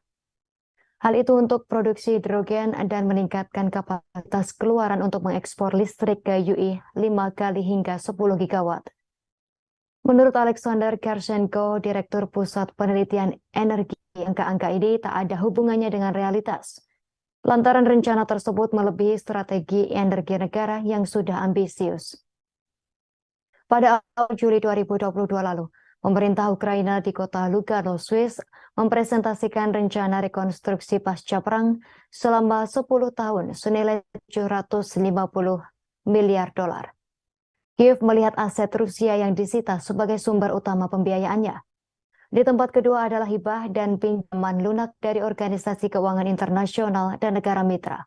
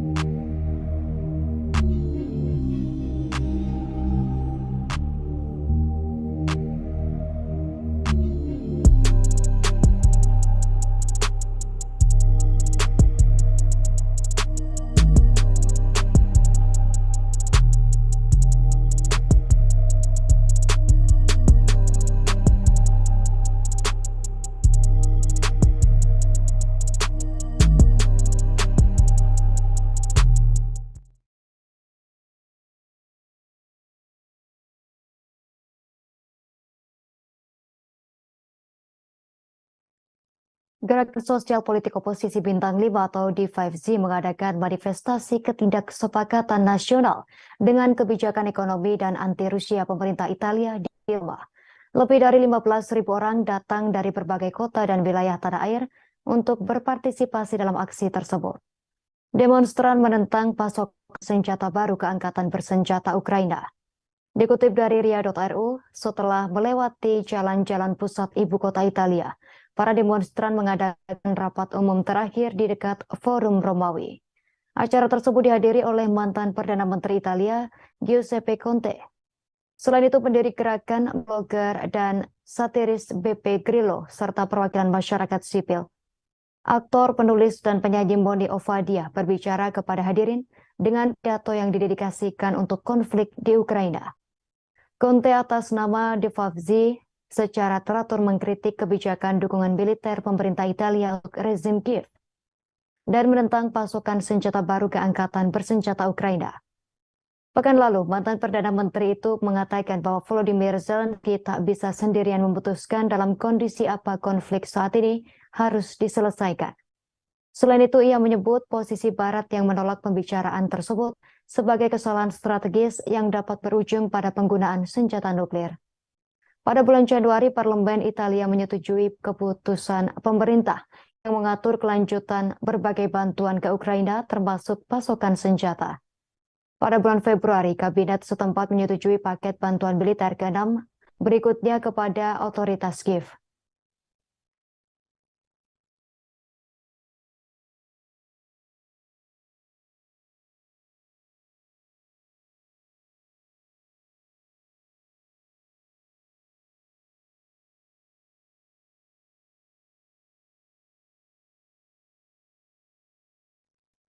Wakil Ketua Dewan Keamanan Federasi Rusia Dmitry Medvedev dalam saluran Telegramnya mengungkapkan kekecewaannya pada Presiden Amerika Serikat Joe Biden. Ia menyebut menggenggam senjata nuklir yang berlokasi di Eropa, Jerman, Belgia, Belanda, Italia, dan Turki. Menurut Medvedev, ini bukan senjata nuklir taktis, melainkan amunisi penerbangan. Presiden Amerika Serikat Joe Biden membuat heboh dengan mengakhiri pidatonya dengan pengendalian senjata dengan God Save the Queen. Ucapannya pun membuat heran banyak pihak. Sementara itu, Joe Biden dikenal karena mencanggungnya saat tampil di depan umum pada Jumat 16 Juni 2023. Biden membuat hadirin bingung setelah ia secara aneh mengakhiri pidatonya dengan pengendalian senjata di kampus University of Hartford di Connecticut. Di akhir pidatonya, Biden berkata, "God Save the Queen, man." Netizen, jurnalis, dan pakar masih mencoba mencari tahu mengapa Biden berkata demikian dan apa sebenarnya yang ia maksudkan. Diketahui God Save the Queen adalah nama lagu kebangsaan Inggris di bawah Ratu Elizabeth II. Setelah kematiannya, putranya Raja Charles III naik takhta dan lagu kebangsaan dikembalikan menjadi God Save the King. Pidato Biden ditujukan pada seruannya untuk undang-undang baru yang melarang senapan semi-otomatis AR-15 dan magazin peluru berkapasitas tinggi, serta untuk membuat pemilik senjata bertanggung jawab atas penyimpanan senjata mereka yang tak aman. Sementara itu, pengguna Twitter berspekulasi tentang ucapan Biden dengan God Save the Queen, man. Banyak pengguna menggunakan meme lucu dan membuat lelucon tentang ucapan aneh Biden. Setelah mengucapkan hal tersebut, Biden buru-buru turun dari panggung. Menurut warganet, Biden lupa bahwa Ratu Elizabeth telah meninggal dunia. Bahkan Amerika bukan lagi menjadi koloni Inggris.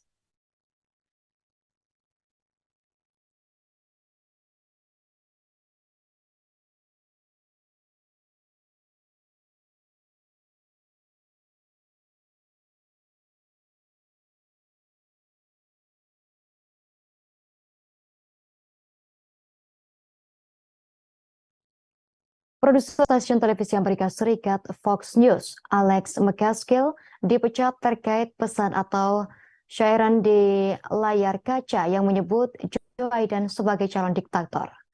McCaskill mengkonfirmasi di akun Instagram pribadi pada Jumat lalu dirinya tak lagi bekerja untuk perusahaan media tersebut. Pegawai yang telah lama mengabdi untuk Fox News tersebut tak menyebutkan alasan kepergiannya. Namun mantan bos McCaskill yang juga mantan pembawa acara Kan Tucker Carlson menjelaskan kepergiannya terkait dengan gairan di monitor yang berbunyi calon diktator berbicara di Gedung Putih setelah pesaing politiknya ditangkap. Carlson menuliskan pada akun Twitternya, atas kata-kata tersebut muncul kurang dari 30 detik, namun efeknya langsung terlihat. Ia menambahkan bahwa spanduk tersebut membuat panik para eksekutif Fox. Mantan cendekiawan tersebut tak menyebut McCaskill di segmen tersebut, namun mengatakan ia dimarahi sebelum diberhentikan. Sementara produser Conan menawarkan untuk tetap tinggal selama biasanya 2 minggu. Carlson mengatakan McCaskill diminta mengosongkan mejanya dan segera pergi. Fox kemudian mengakui insiden tersebut dalam pernyataan singkatnya. Fox mengatakan bahwa Karen segera diturunkan dan bahwa masalah tersebut telah diatasi. Meskipun tak disebutkan bagaimana caranya untuk mengatasi hal tersebut, teks diktator muncul di layar pada Selasa malam sebagai bagian dari liputan Fox atas 37 tuntutan pidana terhadap mantan Presiden Amerika Serikat Donald Trump yang diungkapkan minggu lalu. Ia dituduh menyimpan file rahasia secara tak benar setelah meninggalkan Gedung Putih pada tahun 2021 lalu, termasuk dokumen militer dan nuklir yang sensitif. Trump telah menolak tuduhan itu sebagai tipuan dan pekerjaan politik. Membandingkan kasus tersebut dengan 2 penyelidikan pemakzulan yang gagal saat ia menjadi presiden. Trump membantah sebuah kesalahan, malah menuduh Presiden Joe Biden menyimpan dokumen rahasia di rumah dan kantor pribadinya.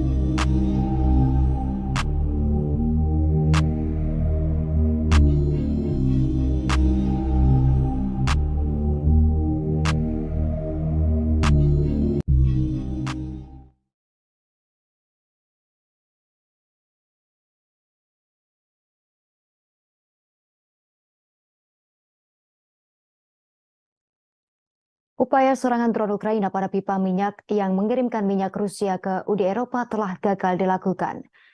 Gubernur wilayah Bryansk yang berbatasan dengan Ukraina, Alexander Bogomas, menyatakan bahwa pertahanan udara Rusia berhasil menembak jatuh 3 unit UAV, maksud kami UAV, di dekat stasiun pompa pipa tersebut.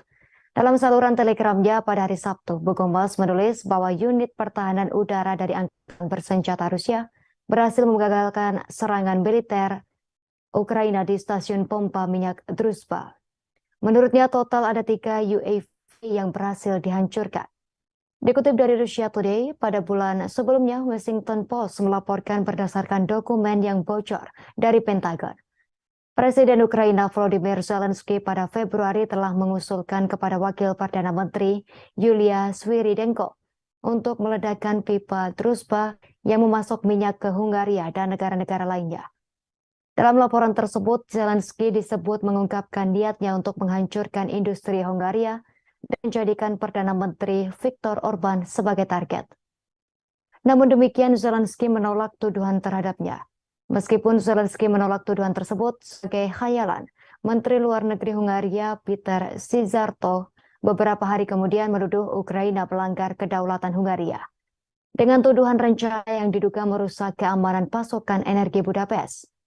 Pada waktu yang sama, stasiun pengisian pipa minyak Druzhba di wilayah Bryansk juga diserang oleh pasukan Ukraina. Serangan tersebut menyebabkan kerusakan pada 3 tangki penyimpanan bahan bakar yang semuanya kosong. Pipa Druzhba merupakan satu jaringan transportasi minyak terbesar di dunia dengan panjang sekira 4.000 km atau 2.485 mil.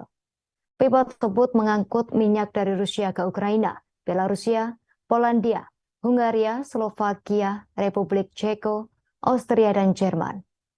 Wilayah Bryansk yang berbatasan dengan Ukraina telah menjadi target serangan lintas batas berkali-kali, termasuk serangan mendadak yang dilakukan oleh kelompok neonazi yang berbasis di Ukraina pada bulan Maret lalu.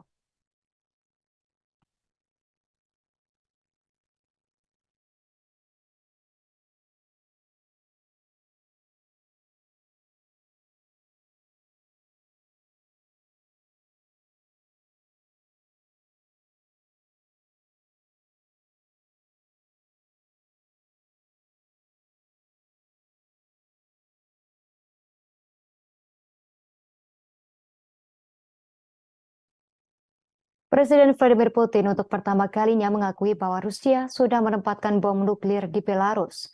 Hal tersebut diungkapkan Putin pada Jumat 16 Juni 2023. Ia mengatakan pengerahan senjata nuklir taktis itu sebagai pengingat bagi Barat bahwa mereka tak dapat mengalahkan Rusia.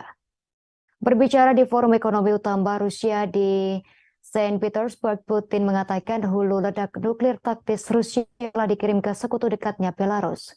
Namun ia menekankan bahwa Rusia belum perlu menggunakan senjata nuklir untuk saat ini. Putin menegaskan pemindahan hulu ledak itu dimaksudkan sebagai peringatan kepada Barat tentang mempersenjatai dan mendukung Ukraina. Langkah tersebut adalah pengerahan hulu ledak senjata nuklir jarak pendek yang pertama oleh Moskow keluar Rusia sejak kejatuhan Uni Soviet. Senjata nuklir jenis ini berpotensi digunakan di medan perang. Sementara itu Lukashenko, sekutu setia Putin, mengatakan pada Selasa 13 Juni 2023 malam bahwa negaranya telah menerima pengiriman senjata nuklir taktis Rusia yang 3 kali lebih kuat daripada bom atom yang dijatuhkan Amerika Serikat di Jepang pada 1945. Pemimpin Rusia itu mengumumkan pada Maret bahwa ia telah setuju untuk menyebarkan senjata nuklir di Belarusia, merujuk pada penyebaran senjata-senjata itu oleh Amerika Serikat di sejumlah negara Eropa selama beberapa dekade. Amerika Serikat telah mengkritik keputusan Putin, tetapi mengatakan tak berniat mengubah pendiriannya sendiri. Dalam hal ini mengenai senjata nuklir strategis dan Rusia sedang bersiap untuk menggunakan senjata nuklir. Langkah Rusia tetap diawasi ketat oleh Washington dan sekutunya, serta oleh China yang telah berulang kali memperingatkan terhadap penggunaan senjata nuklir dalam perang di Ukraina. Putin mengatakan Barat melakukan segala cara agar Rusia mengalami kekalahan strategis di Ukraina, di mana Moskow terjebak dalam perang darat terbesar di Eropa sejak Perang Dunia Kedua. Putin mengatakan Rusia tak perlu menggunakan senjata nuklir untuk saat ini. Pernyataan tersebut menandakan tak ada perubahan dalam postur nuklir Moskow yang hanya akan dilakukan jika keberadaan negara Rusia terancam. Namun ia mengatakan pembicaraan dengan Barat untuk mengurangi persenjataan nuklir Rusia yang terbesar di dunia belum dapat dimulai. Putin mengatakan serangan balasan Ukraina terhadap pasukan Rusia di Ukraina sejauh ini tak memiliki keberhasilan yang berarti.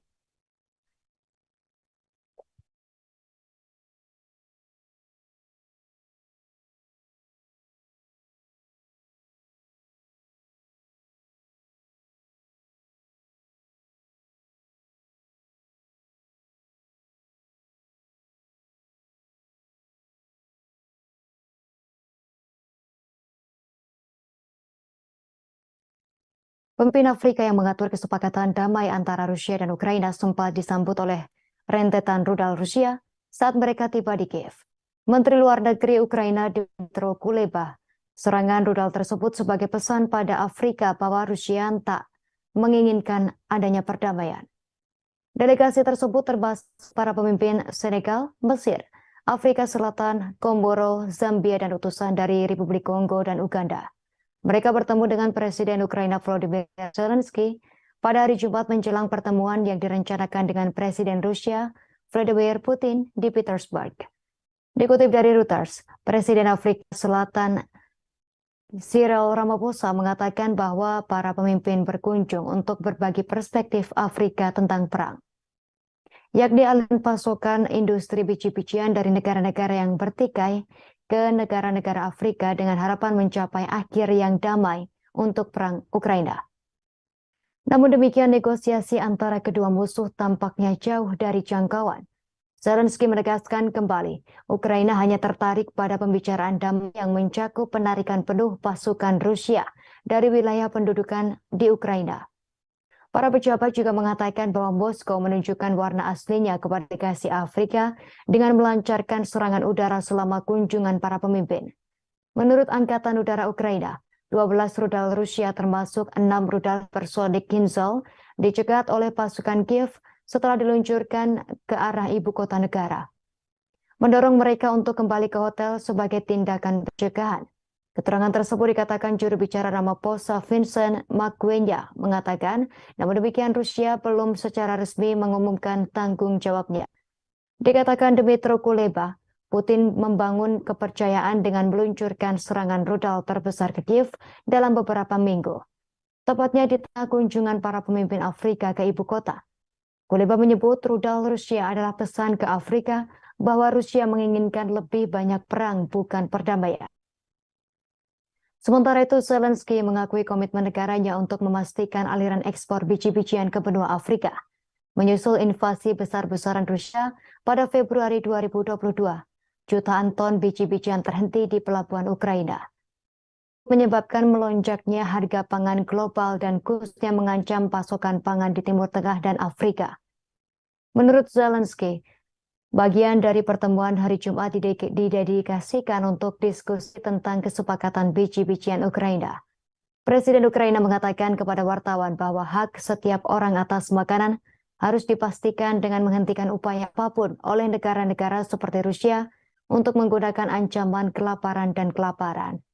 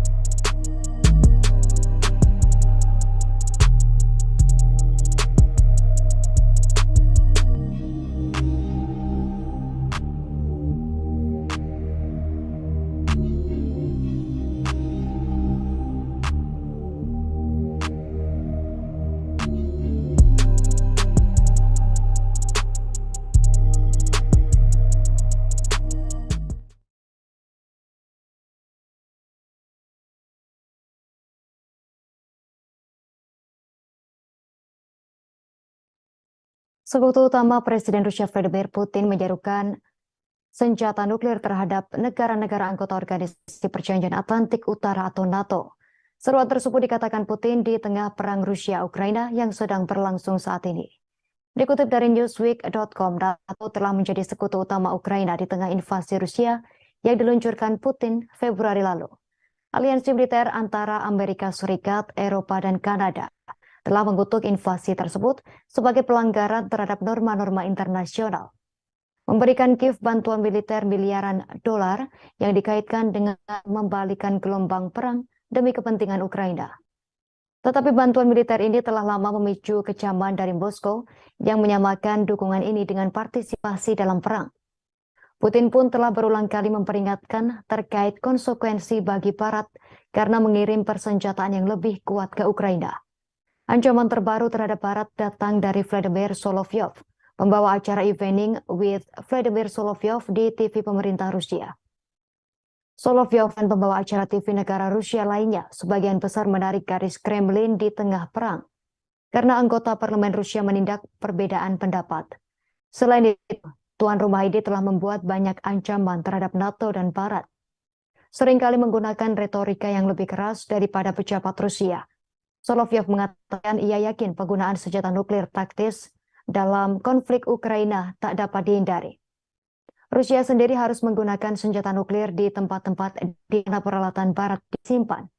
Senjata tersebut untuk digunakan oleh tentara Ukraina di negara-negara seperti Polandia, Jerman, dan Slovakia, serta tempat-tempat di mana orang Ukraina sedang dilatih bahkan jika daerah tersebut berada di negara-negara NATO.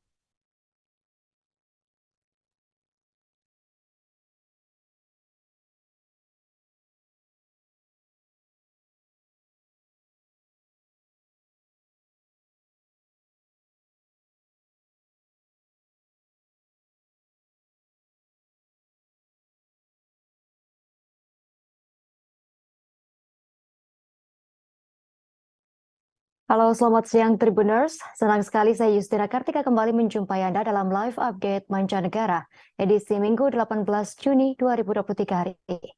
Siang ini kami akan menyajikan berbagai informasi teraktual dan terkini mengenai peristiwa yang terjadi di mancanegara. Inilah live update selengkapnya untuk Anda. Kita masuk berita pertama, Tribuners. Kepala Nuklir PBB Rafael Grossi mengatakan situasi pembangkit listrik tenaga atom Zaporizhzhia menghadapi ancaman serius. PBB menyebut jebolnya bendungan besar berdampak pada ketahanan pangan global. Hancurnya bendungan bakal menurunkan harga pangan global dan menyebabkan kelangkaan air bersih untuk ratusan ribu orang di Ukraina. Dikutip tribunwow.com dari channel News Asia, Zaporizhia merupakan pabrik di Ukraina yang telah diduduki Rusia pada Jumat 16 Juni 2023. Namun Zaporizhia menjadi stabil setelah Ukraina melaporkan ada kemajuan dalam serangan balasannya tersebut.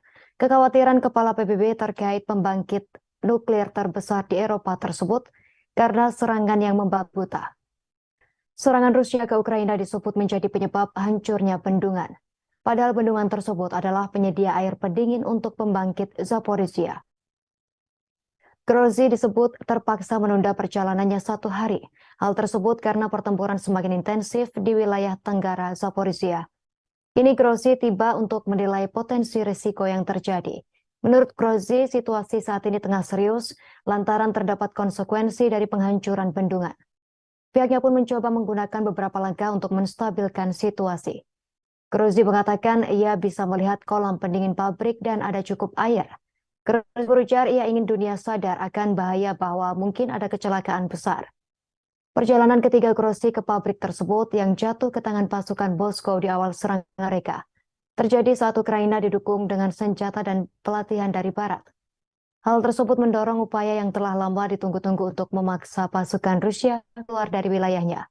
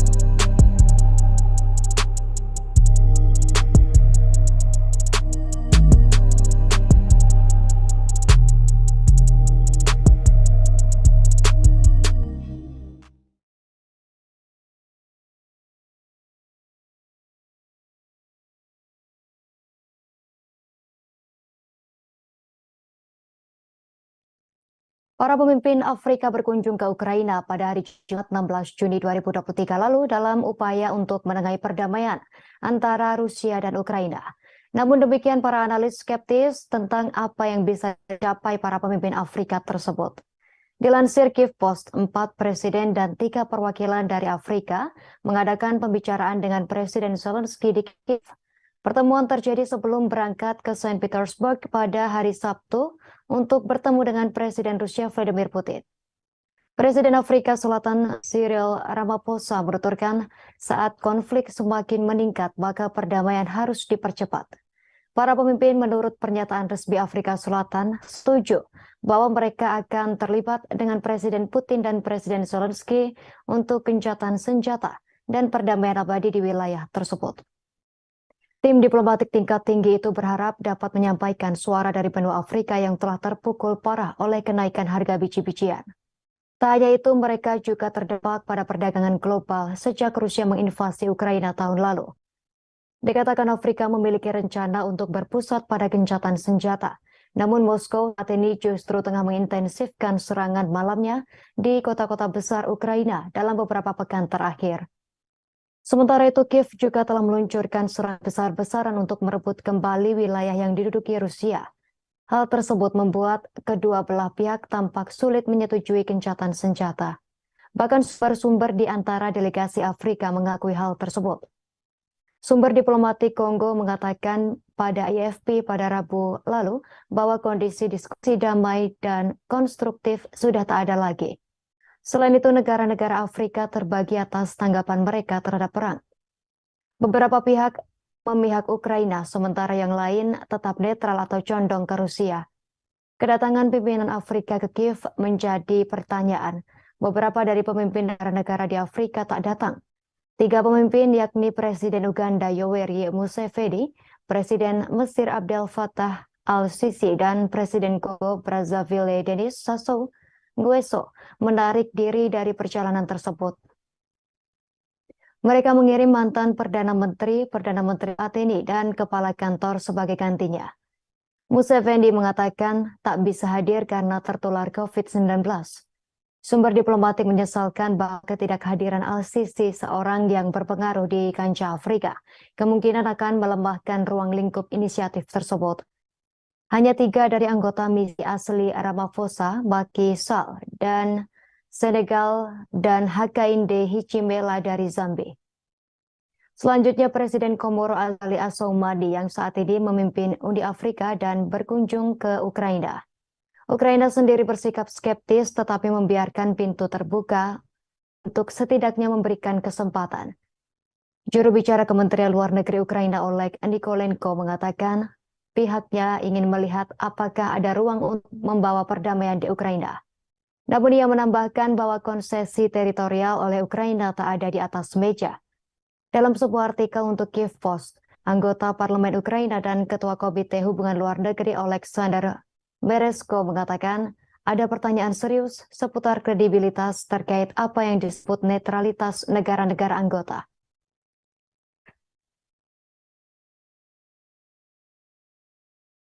Ukrainians feel that they must fight and not give up.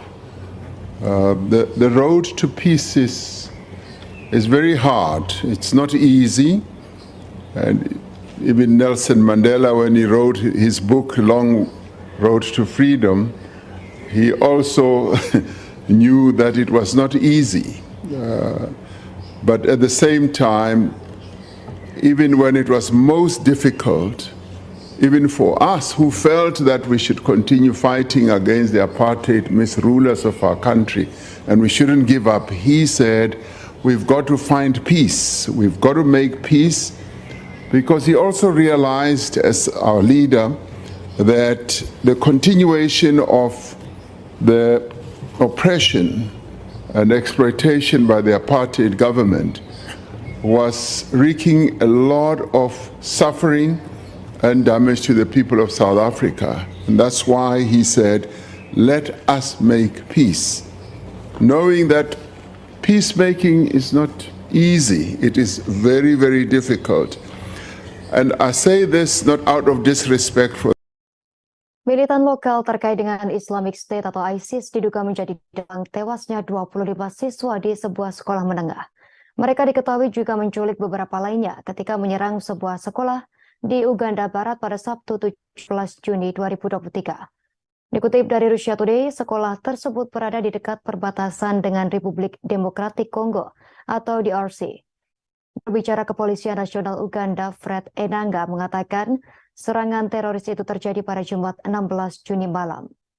Peristiwa terjadi di sekolah menengah Lubirira di Mpondwe dekat Bwera yang terletak di dekat perbatasan dengan Republik Demokratik Kongo.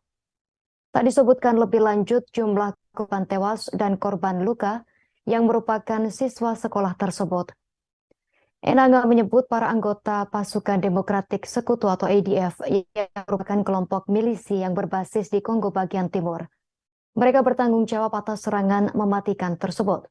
ADF juga diketahui telah menyatakan sumpah setia kepada kelompok teroris ISIS. Disebutkan Enanga bahwa ADF menyerang sekolah tersebut, juga membakar asrama dan menjarah pasokan makanan di sana. Para penyerang melarikan diri menuju Taman Nasional Virunga di Kongo. Pemberontak ADF melancarkan pemberontakan mereka melawan Presiden Yoweri Museveni pada 1990-an dari pangkalan awal di pegunungan Rwenzori.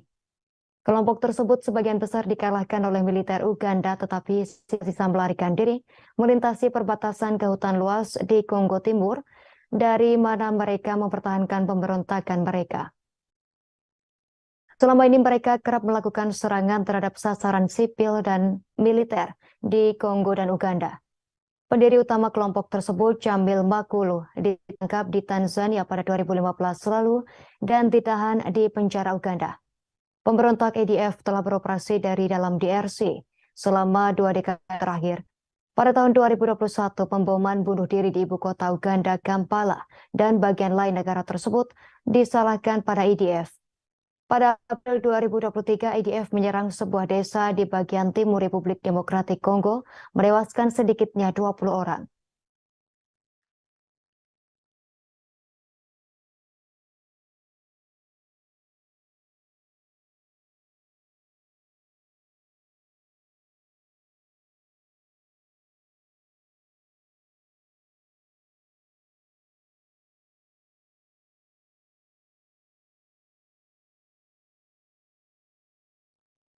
Amerika Serikat akan membuat pengaturan khusus bagi Ukraina untuk bergabung dengan aliansi militer NATO. Presiden Amerika Serikat Joe Biden menegaskan hal tersebut meski Ukraina tengah melawan invasi Rusia. Ukraina tak akan memiliki jalan masuk yang mudah ke dalam aliansi NATO yang dipilih oleh Amerika Serikat. Ukraina disebut akan diminta untuk memenuhi standar yang sama seperti anggota blok lainnya. Pernyataannya muncul di tengah laporan rencana prosedural yang disederhanakan untuk Kiev yang diajukan oleh Sekretaris Jenderal NATO Jens Stoltenberg pada Sabtu 17 Juni 2023. Pada pertemuan tersebut, Kepala NATO dilaporkan berencana untuk menyederhanakan proses aksesi untuk Ukraina. Dengan alasan bahwa Kiev telah membuat kemajuan yang signifikan menuju keanggotaan. Pertemuan tersebut akan memberi Kiev kursi yang lebih setara untuk membahas dan berkonsultasi masalah keamanan.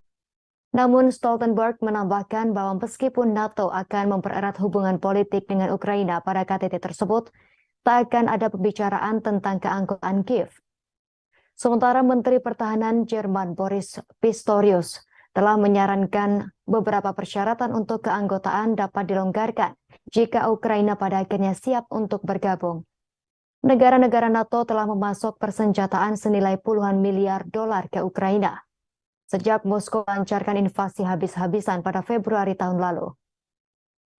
Namun beberapa pemimpin di NATO khawatir bahwa memperluas keanggotaan ke Ukraina akan meningkatkan kemungkinan aliansi menghadapi Rusia secara langsung dalam perang. Biden juga ditanya pada Sabtu tentang pernyataan Presiden Rusia Vladimir Putin bahwa Moskow telah mengerahkan senjata nuklir di sekutu dekat dan tetangganya Belarusia.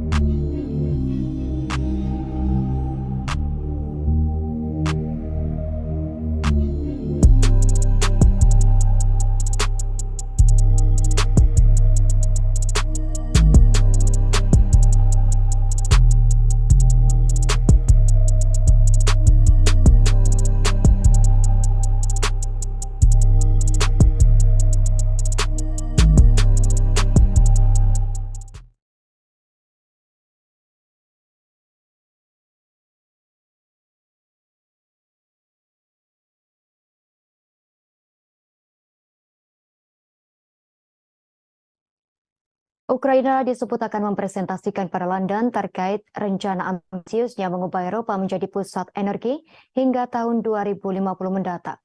Atas rencana tersebut, otoritas Kiev akan meminta 400 miliar dolar untuk mengimplementasikan program pemulihan. Dikutip dari ria.ru, media Forbes.ua menulis bahwa Ukraina akan menjadi pusat energi Eropa. Produksi listrik disebut bakal meningkat 7 kali lipat. Produksi gas meningkat 4 kali lipat dan minyak meningkat lebih dari 6 kali lipat. Sementara itu lebih dari 400 miliar dolar akan diinvestasikan dalam energi. Pemerintah disebut akan menghadirkan hal itu di masa depan energi Ukraina kepada mitra dan donor internasional di London pada Konferensi Internasional tentang Rekonstruksi Ukraina atau URC 2023. Sebagai informasi, Ukraina berencana melokalkan 90% produksi reaktor modular kecil atau SMR dan memproduksi bahan bakar nuklir secara mandiri. Pada saat yang sama, pembangkit listrik tenaga panas berbahan bakar batu bara direncanakan untuk dinonaktifkan. Selesai dinonaktifkan akan diganti dengan CHPP dan TPP yang menggunakan gas dan biometana. Sesuai program, produksi minyak akan meningkat 6,7 kali lipat menjadi 15 juta, ekspor gas per tahun sebanyak 66 miliar meter kubik, penyulingan minyak sebanyak 11 juta ton. Selanjutnya, otoritas Ukraina berencana untuk membangun 69 gigawatt elektrolyser. Hal itu untuk produksi hidrogen dan meningkatkan kapasitas keluaran untuk mengekspor listrik ke UI 5 kali hingga 10 gigawatt. Menurut Alexander Kershenko, Direktur Pusat Penelitian Energi, angka-angka ini tak ada hubungannya dengan realitas. Lantaran rencana tersebut melebihi strategi energi negara yang sudah ambisius. Pada awal Juli 2022 lalu, pemerintah Ukraina di kota Lugano, Swiss, mempresentasikan rencana rekonstruksi pasca perang selama 10 tahun senilai 750 miliar dolar. Kiev melihat aset Rusia yang disita sebagai sumber utama pembiayaannya. Di tempat kedua adalah hibah dan pinjaman lunak dari organisasi keuangan internasional dan negara mitra.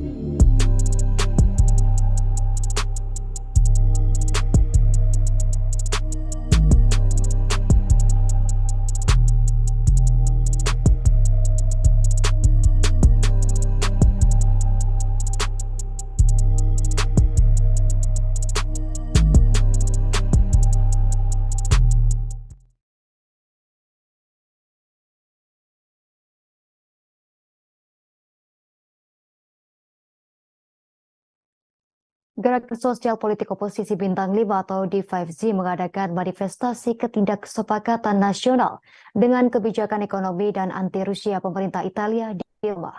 Lebih dari 15.000 orang datang dari berbagai kota dan wilayah tanah air untuk berpartisipasi dalam aksi tersebut. Demonstran menentang pasokan senjata baru ke Angkatan Bersenjata Ukraina.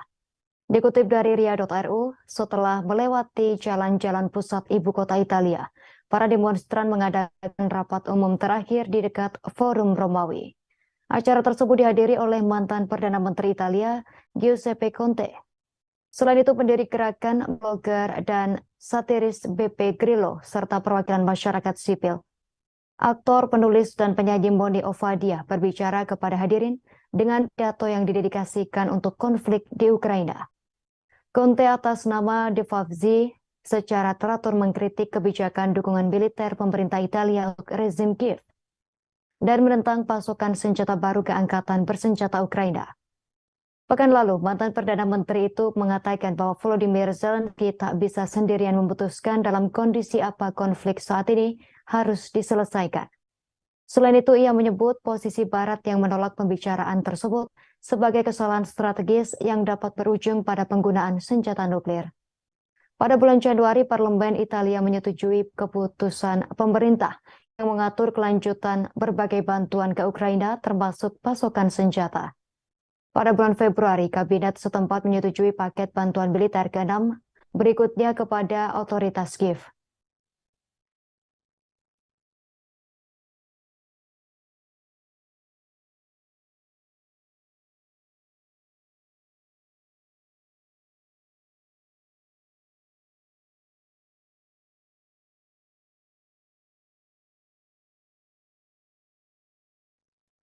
Wakil Ketua Dewan Keamanan Federasi Rusia Dmitry Medvedev dalam saluran Telegramnya mengungkapkan kekecewaannya pada Presiden Amerika Serikat Joe Biden. Ia menyebut menggenggam senjata nuklir yang berlokasi di Eropa, Jerman, Belgia, Belanda, Italia, dan Turki. Menurut Medvedev, ini bukan senjata nuklir taktis, melainkan amunisi penerbangan. Presiden Amerika Serikat Joe Biden membuat heboh dengan mengakhiri pidatonya dengan pengendalian senjata dengan God Save the Queen. Ucapannya pun membuat heran banyak pihak. Sementara itu, Joe Biden dikenal karena mencanggungnya saat tampil di depan umum pada Jumat 16 Juni 2023. Biden membuat hadirin bingung setelah ia secara aneh mengakhiri pidatonya dengan pengendalian senjata di kampus University of Hartford di Connecticut. Di akhir pidatonya, Biden berkata, "God save the Queen man." Netizen, jurnalis, dan pakar masih mencoba mencari tahu mengapa Biden berkata demikian dan apa sebenarnya yang ia maksudkan. Diketahui God Save the Queen adalah nama lagu kebangsaan Inggris di bawah Ratu Elizabeth II. Setelah kematiannya, putranya Raja Charles III naik takhta dan lagu kebangsaan dikembalikan menjadi God Save the King. Pidato Biden ditujukan pada seruannya untuk undang-undang baru yang melarang senapan semi-otomatis AR-15 dan magazin peluru berkapasitas tinggi, serta untuk membuat pemilik senjata bertanggung jawab atas penyimpanan senjata mereka yang tak aman. Sementara itu, pengguna Twitter berspekulasi tentang ucapan Biden dengan God Save the Queen man. Banyak pengguna menggunakan meme lucu dan membuat lelucon tentang ucapan aneh Biden. Setelah mengucapkan hal tersebut, Biden buru-buru turun dari panggung. Menurut warganet, Biden lupa bahwa Ratu Elizabeth telah meninggal dunia. Bahkan Amerika bukan lagi menjadi koloni Inggris.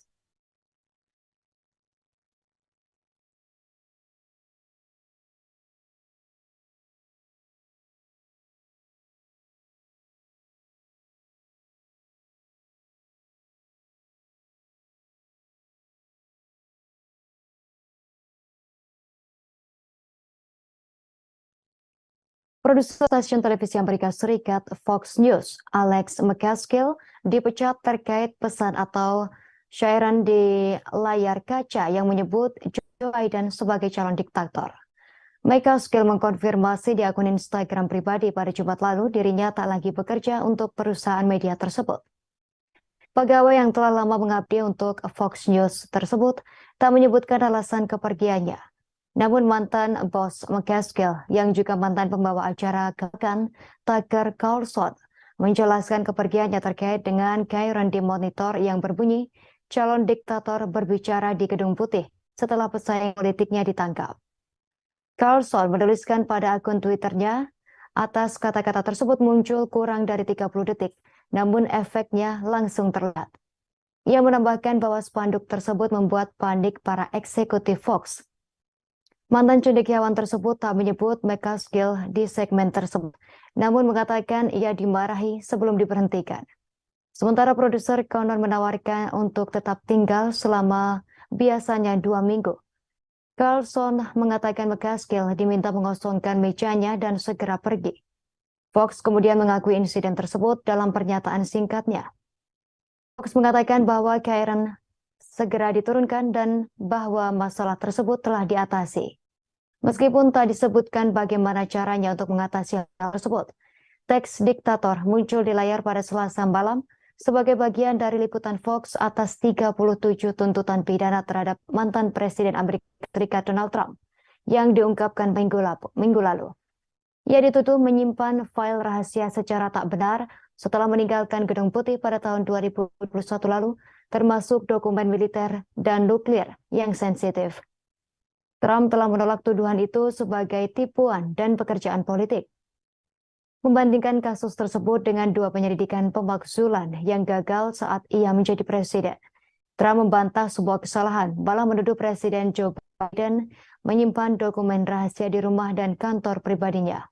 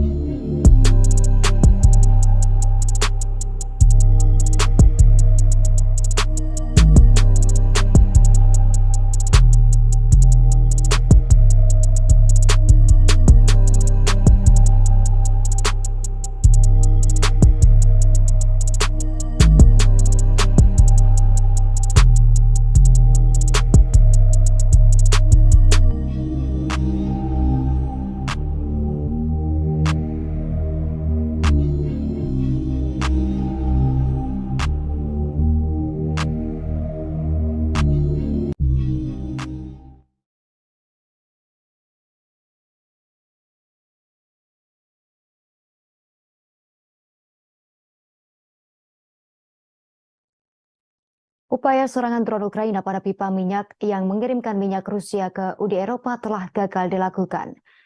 Gubernur wilayah Bryansk yang berbatasan dengan Ukraina, Alexander Bogomas, menyatakan bahwa pertahanan udara Rusia berhasil menembak jatuh 3 unit UAV, maksud kami UAV, di dekat stasiun pompa pipa tersebut. Dalam saluran telegramnya pada hari Sabtu, Bogomas menulis bahwa unit pertahanan udara dari angkatan bersenjata Rusia berhasil menggagalkan serangan militer Ukraina di stasiun pompa minyak Druzhba. Menurutnya total ada 3 UAV yang berhasil dihancurkan. Dikutip dari Russia Today, pada bulan sebelumnya Washington Post melaporkan berdasarkan dokumen yang bocor dari Pentagon. Presiden Ukraina Volodymyr Zelensky pada Februari telah mengusulkan kepada Wakil Perdana Menteri Yulia Sviridenko untuk meledakkan pipa Druzhba yang memasok minyak ke Hungaria dan negara-negara lainnya. Dalam laporan tersebut, Zelensky disebut mengungkapkan niatnya untuk menghancurkan industri Hungaria dan menjadikan Perdana Menteri Viktor Orban sebagai target.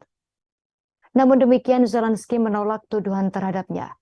Meskipun Zelensky menolak tuduhan tersebut sebagai khayalan, Menteri Luar Negeri Hungaria Peter Szijjártó beberapa hari kemudian menuduh Ukraina melanggar kedaulatan Hungaria dengan tuduhan rencana yang diduga merusak keamanan pasokan energi Budapest. Pada waktu yang sama, stasiun pengisian pipa minyak Druzhba di wilayah Bryansk juga diserang oleh pasukan Ukraina. Serangan tersebut menyebabkan kerusakan pada 3 tangki penyimpanan bahan bakar yang semuanya kosong. Pipa Druzhba merupakan satu jaringan transportasi minyak terbesar di dunia dengan panjang sekira 4.000 km atau 2.485 mil. Pipa tersebut mengangkut minyak dari Rusia ke Ukraina, Belarusia, Polandia, Hungaria, Slovakia, Republik Ceko, Austria, dan Jerman. Wilayah Bryansk yang berbatasan dengan Ukraina telah menjadi target serangan lintas batas berkali-kali, termasuk serangan mendadak yang dilakukan oleh kelompok neo-Nazi yang berbasis di Ukraina pada bulan Maret lalu.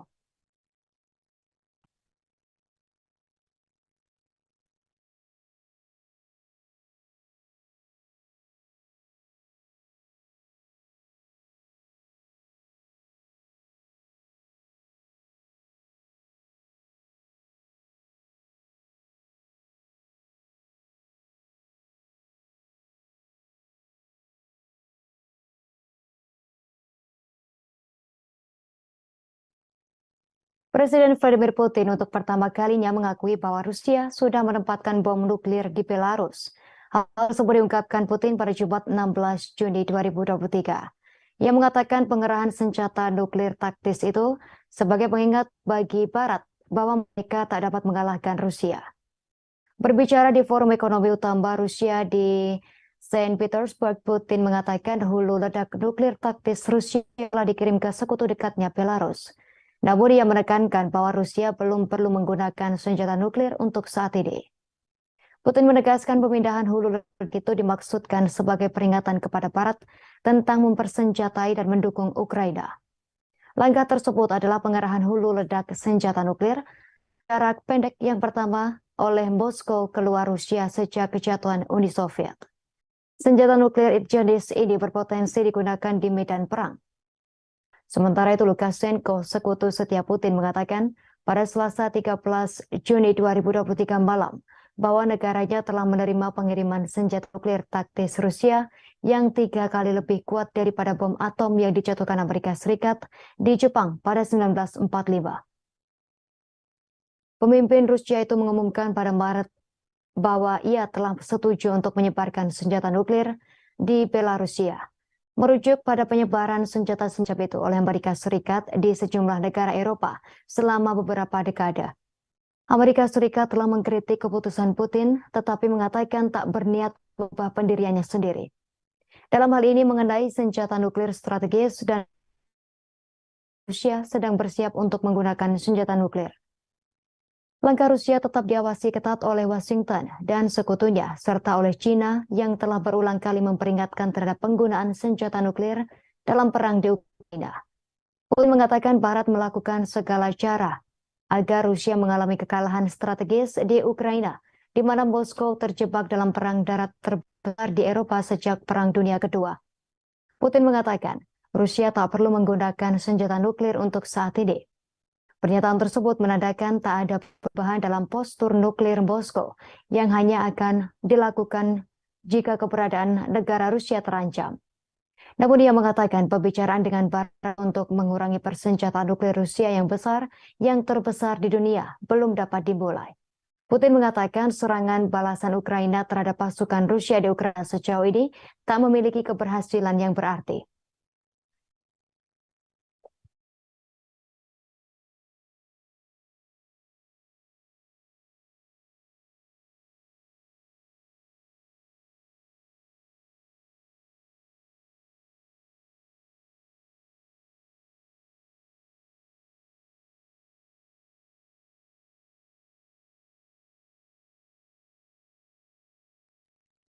Pemimpin Afrika yang mengatur kesepakatan damai antara Rusia dan Ukraina sempat disambut oleh rentetan rudal Rusia saat mereka tiba di Kiev. Menteri Luar Negeri Ukraina Dmytro Kuleba, serangan rudal tersebut sebagai pesan pada Afrika bahwa Rusia tak menginginkan adanya perdamaian. Delegasi tersebut termasuk para pemimpin Senegal, Mesir, Afrika Selatan, Komoro, Zambia, dan utusan dari Republik Kongo dan Uganda. Mereka bertemu dengan Presiden Ukraina Volodymyr Zelensky pada hari Jumat menjelang pertemuan yang direncanakan dengan Presiden Rusia Vladimir Putin di Petersburg.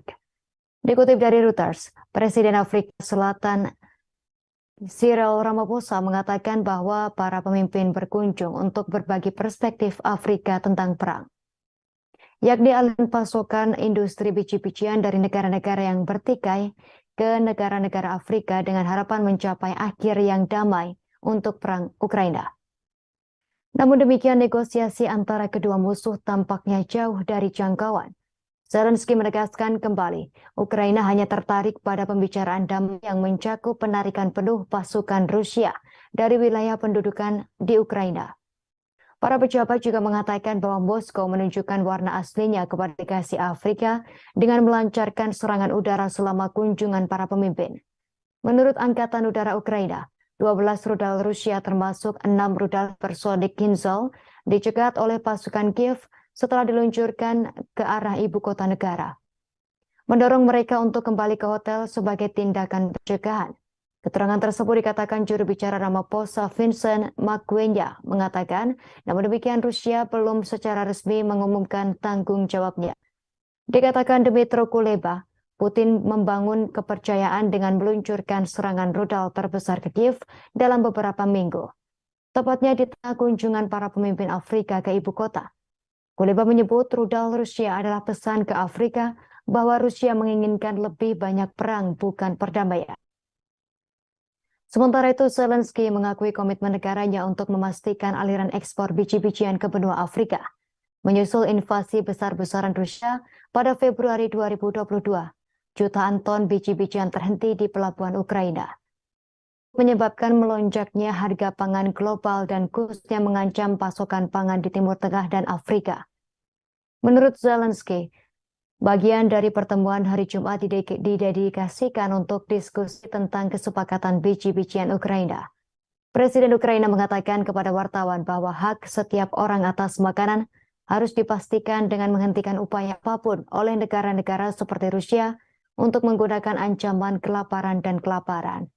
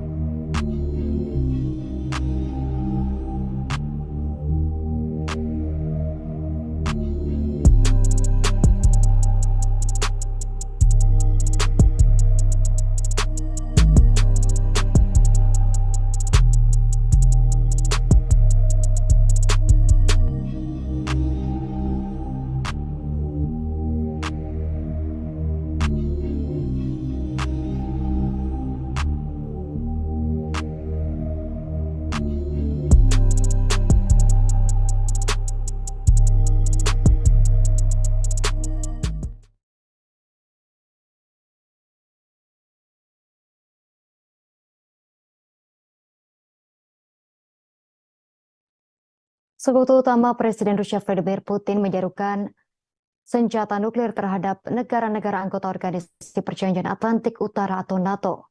Seruan tersebut dikatakan Putin di tengah perang Rusia-Ukraina yang sedang berlangsung saat ini. Dikutip dari Newsweek.com, NATO telah menjadi sekutu utama Ukraina di tengah invasi Rusia yang diluncurkan Putin Februari lalu. Aliansi militer antara Amerika Serikat, Eropa, dan Kanada telah mengutuk invasi tersebut sebagai pelanggaran terhadap norma-norma internasional. Memberikan Kiev bantuan militer miliaran dolar yang dikaitkan dengan membalikan gelombang perang demi kepentingan Ukraina. Tetapi bantuan militer ini telah lama memicu kecaman dari Moskow yang menyamakan dukungan ini dengan partisipasi dalam perang. Putin pun telah berulang kali memperingatkan terkait konsekuensi bagi Barat karena mengirim persenjataan yang lebih kuat ke Ukraina. Ancaman terbaru terhadap Barat datang dari Vladimir Solovyov, pembawa acara Evening with Vladimir Solovyov di TV pemerintah Rusia.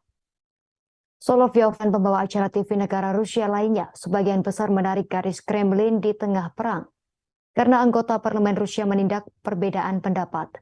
Selain itu, tuan rumah ini telah membuat banyak ancaman terhadap NATO dan Barat. Seringkali menggunakan retorika yang lebih keras daripada pejabat Rusia.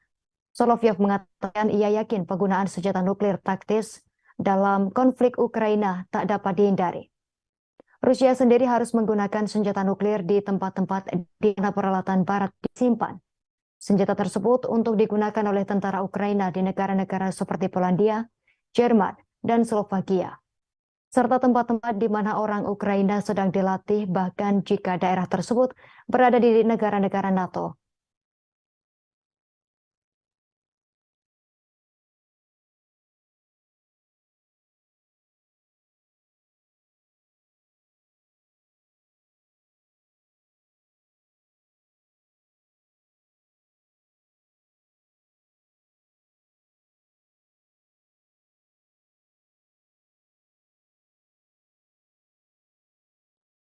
Halo, selamat siang Tribuners. Senang sekali saya Justina Kartika kembali menjumpai Anda dalam live update mancanegara edisi Minggu 18 Juni 2023 hari ini. Siang ini kami akan menyajikan berbagai informasi teraktual dan terkini mengenai peristiwa yang terjadi di mancanegara. Inilah live update selengkapnya untuk Anda. Kita masuk berita pertama Tribuners. Kepala Nuklir PBB Rafael Grossi mengatakan situasi pembangkit listrik tenaga atom Zaporizhzhia menghadapi ancaman serius.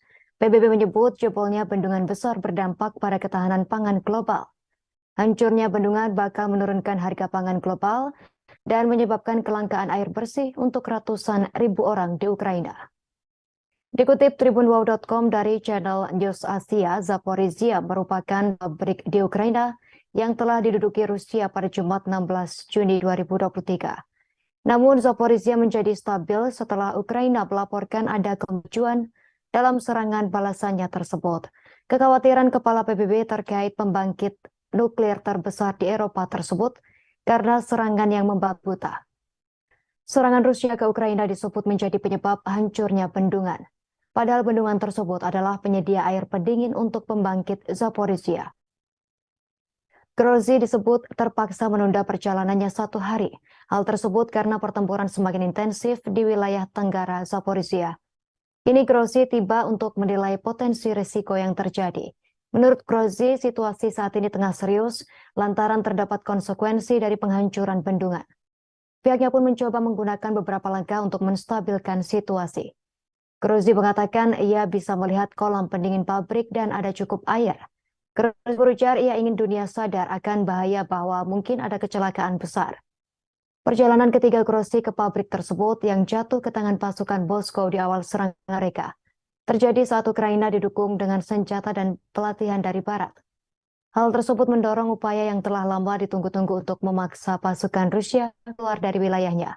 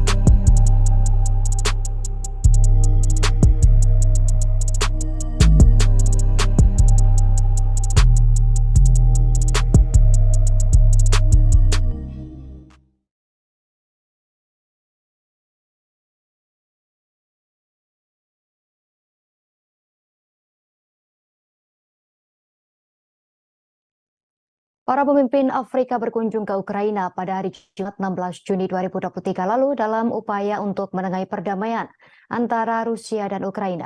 Namun demikian, para analis skeptis tentang apa yang bisa dicapai para pemimpin Afrika tersebut. Dilansir Kiev Post, 4 presiden dan 3 perwakilan dari Afrika mengadakan pembicaraan dengan Presiden Zelensky di Kiev. Pertemuan terjadi sebelum berangkat ke Saint Petersburg pada hari Sabtu untuk bertemu dengan Presiden Rusia Vladimir Putin. Presiden Afrika Selatan Cyril Ramaphosa menuturkan saat konflik semakin meningkat maka perdamaian harus dipercepat. Para pemimpin menurut pernyataan resmi Afrika Selatan setuju bahwa mereka akan terlibat dengan Presiden Putin dan Presiden Zelensky untuk gencatan senjata dan perdamaian abadi di wilayah tersebut. Tim diplomatik tingkat tinggi itu berharap dapat menyampaikan suara dari benua Afrika yang telah terpukul parah oleh kenaikan harga biji-bijian. Tak hanya itu, mereka juga terdampak pada perdagangan global sejak Rusia menginvasi Ukraina tahun lalu. Dikatakan Afrika memiliki rencana untuk berpusat pada gencatan senjata. Namun Moskow saat ini justru tengah mengintensifkan serangan malamnya di kota-kota besar Ukraina dalam beberapa pekan terakhir. Sementara itu, Kiev juga telah meluncurkan serangan besar-besaran untuk merebut kembali wilayah yang diduduki Rusia. Hal tersebut membuat kedua belah pihak tampak sulit menyetujui gencatan senjata. Bahkan sumber-sumber di antara delegasi Afrika mengakui hal tersebut. Sumber diplomatik Kongo mengatakan pada IFP pada Rabu lalu bahwa kondisi diskusi damai dan konstruktif sudah tak ada lagi. Selain itu, negara-negara Afrika terbagi atas tanggapan mereka terhadap perang. Beberapa pihak memihak Ukraina, sementara yang lain tetap netral atau condong ke Rusia. Kedatangan pimpinan Afrika ke Kiev menjadi pertanyaan. Beberapa dari pemimpin negara-negara di Afrika tak datang. 3 pemimpin yakni Presiden Uganda Yoweri Museveni, Presiden Mesir Abdel Fattah al-Sisi, dan Presiden Kongo Brazzaville Denis Sassou Nguesso menarik diri dari perjalanan tersebut. Mereka mengirim mantan Perdana Menteri Ateni dan Kepala Kantor sebagai gantinya. Museveni mengatakan tak bisa hadir karena tertular COVID-19. Sumber diplomatik menyesalkan bahwa ketidakhadiran al-Sisi, seorang yang berpengaruh di kancah Afrika, kemungkinan akan melemahkan ruang lingkup inisiatif tersebut. Hanya 3 dari anggota misi asli Ramaphosa, Macky Sall dan Senegal, dan Hakainde Hichilema dari Zambia. Selanjutnya Presiden Komoro Azali Assoumani yang saat ini memimpin Uni Afrika dan berkunjung ke Ukraina. Ukraina sendiri bersikap skeptis tetapi membiarkan pintu terbuka untuk setidaknya memberikan kesempatan. Juru bicara Kementerian Luar Negeri Ukraina Oleg Nikolenko mengatakan pihaknya ingin melihat apakah ada ruang untuk membawa perdamaian di Ukraina. Namun ia menambahkan bahwa konsesi teritorial oleh Ukraina tak ada di atas meja. Dalam sebuah artikel untuk Kiev Post, anggota Parlemen Ukraina dan Ketua Komite Hubungan Luar Negeri Oleksandr Meresko mengatakan ada pertanyaan serius seputar kredibilitas terkait apa yang disebut netralitas negara-negara anggota.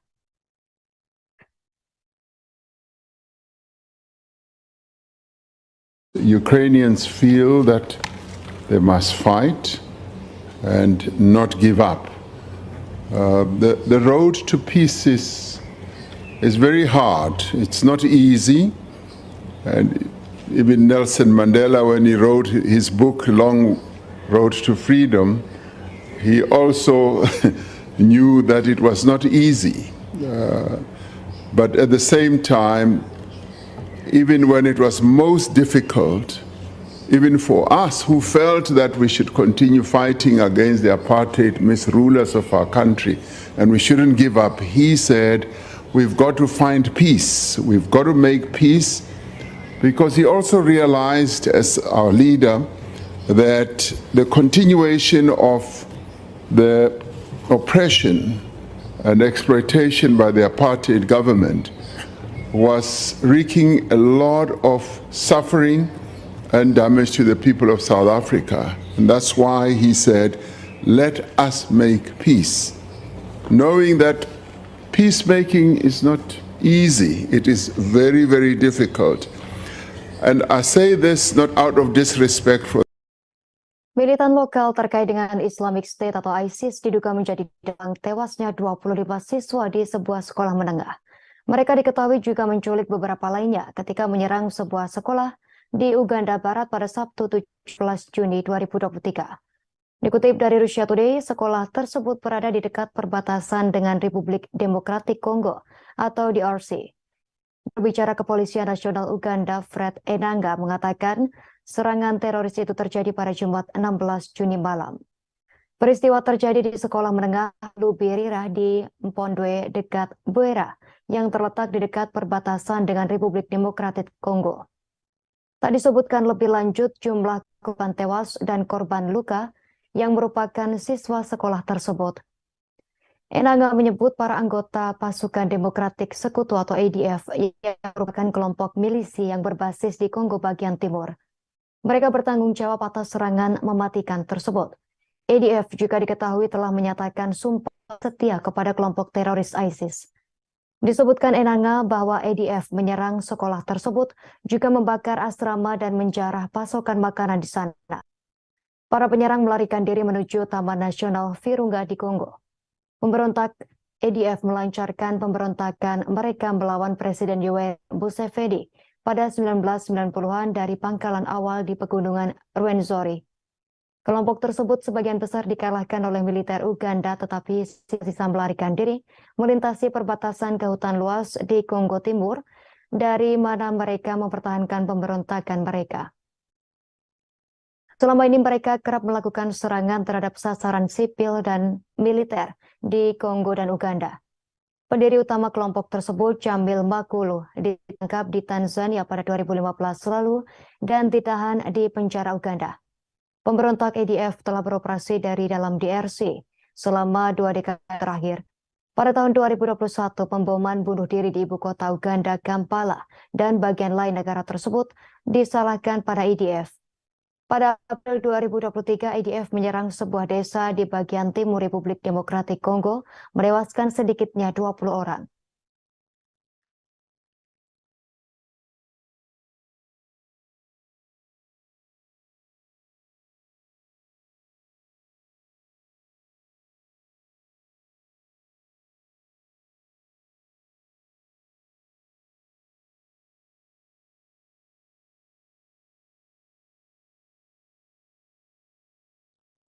Amerika Serikat akan membuat pengaturan khusus bagi Ukraina untuk bergabung dengan aliansi militer NATO. Presiden Amerika Serikat Joe Biden menegaskan hal tersebut meski Ukraina tengah melawan invasi Rusia. Ukraina tak akan memiliki jalan masuk yang mudah ke dalam aliansi NATO yang dipilih oleh Amerika Serikat. Ukraina disebut akan diminta untuk memenuhi standar yang sama seperti anggota blok lainnya. Pernyataannya muncul di tengah laporan rencana prosedural yang disederhanakan untuk Kiev yang diajukan oleh Sekretaris Jenderal NATO Jens Stoltenberg pada Sabtu 17 Juni 2023. Pada pertemuan tersebut, Kepala NATO dilaporkan berencana untuk menyederhanakan proses aksesi untuk Ukraina. Dengan alasan bahwa Kiev telah membuat kemajuan yang signifikan menuju keanggotaan. Pertemuan tersebut akan memberi Kiev kursi yang lebih setara untuk membahas dan berkonsultasi masalah keamanan. Namun Stoltenberg menambahkan bahwa meskipun NATO akan mempererat hubungan politik dengan Ukraina pada KTT tersebut, tak akan ada pembicaraan tentang keanggotaan Kiev. Sementara Menteri Pertahanan Jerman Boris Pistorius telah menyarankan beberapa persyaratan untuk keanggotaan dapat dilonggarkan jika Ukraina pada akhirnya siap untuk bergabung. Negara-negara NATO telah memasok persenjataan senilai puluhan miliar dolar ke Ukraina sejak Moskow melancarkan invasi habis-habisan pada Februari tahun lalu. Namun beberapa pemimpin di NATO khawatir bahwa memperluas keanggotaan ke Ukraina akan meningkatkan kemungkinan aliansi menghadapi Rusia secara langsung dalam perang. Biden juga ditanya pada Sabtu tentang pernyataan Presiden Rusia Vladimir Putin bahwa Moskow telah mengerahkan senjata nuklir di sekutu dekat dan tetangganya Belarusia.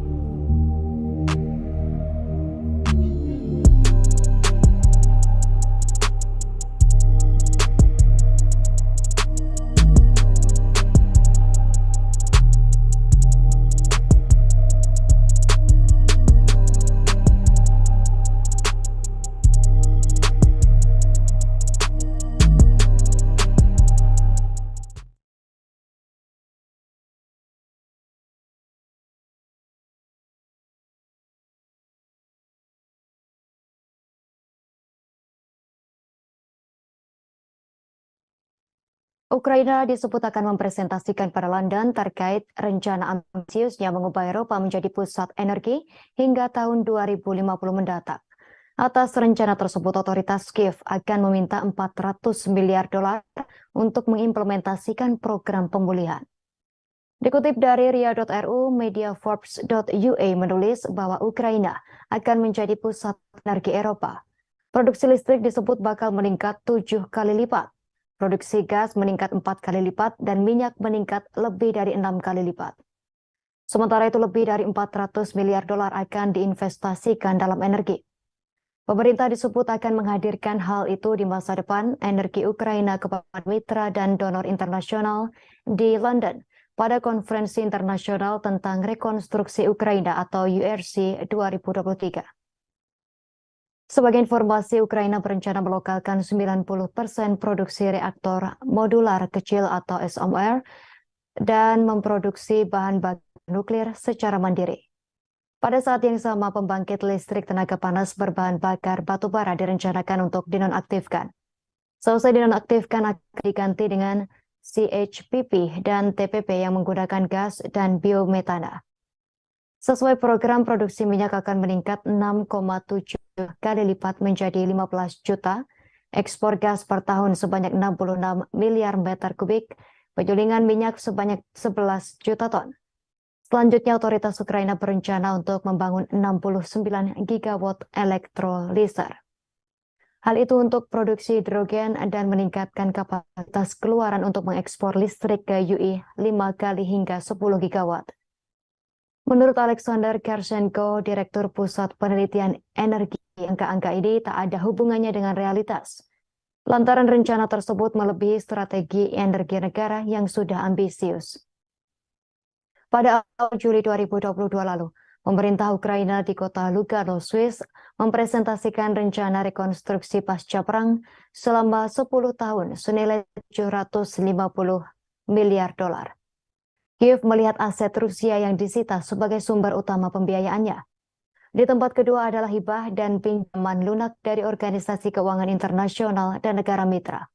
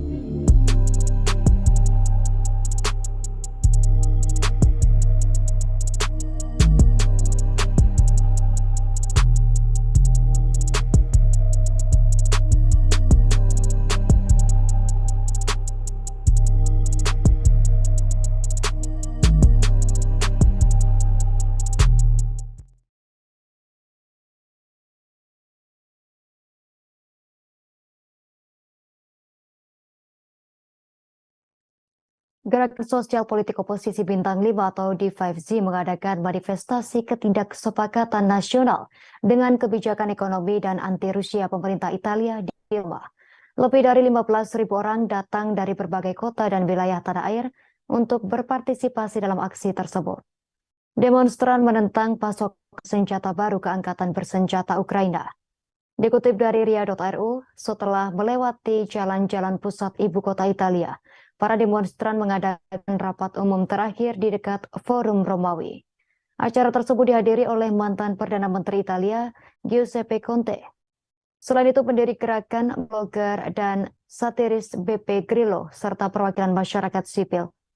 Aktor, penulis, dan penyanyi Moni Ovadia berbicara kepada hadirin dengan pidato yang didedikasikan untuk konflik di Ukraina.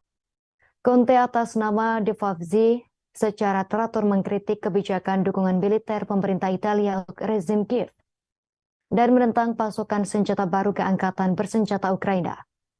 Pekan lalu, mantan Perdana Menteri itu mengatakan bahwa Volodymyr Zelensky tak bisa sendirian memutuskan dalam kondisi apa konflik saat ini harus diselesaikan.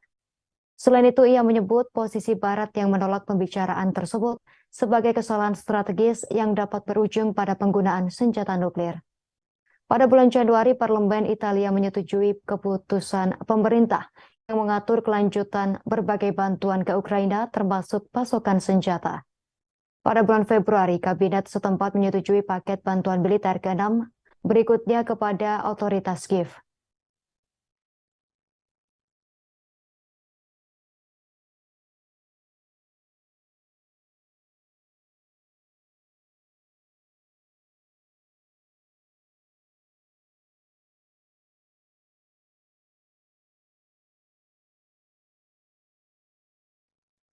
Wakil Ketua Dewan Keamanan Federasi Rusia Dmitry Medvedev dalam saluran Telegramnya mengungkapkan kekecewaannya pada Presiden Amerika Serikat Joe Biden. Ia menyebut menggenggam senjata nuklir yang berlokasi di Eropa, Jerman, Belgia, Belanda, Italia, dan Turki. Menurut Medvedev, ini bukan senjata nuklir taktis, melainkan amunisi penerbangan. Presiden Amerika Serikat Joe Biden membuat heboh dengan mengakhiri pidatonya dengan pengendalian senjata dengan God Save the Queen. Ucapannya pun membuat heran banyak pihak. Sementara itu, Joe Biden dikenal karena momen canggungnya saat tampil di depan umum pada Jumat 16 Juni 2023. Biden membuat hadirin bingung setelah ia secara aneh mengakhiri pidatonya dengan pengendalian senjata di kampus University of Hartford di Connecticut.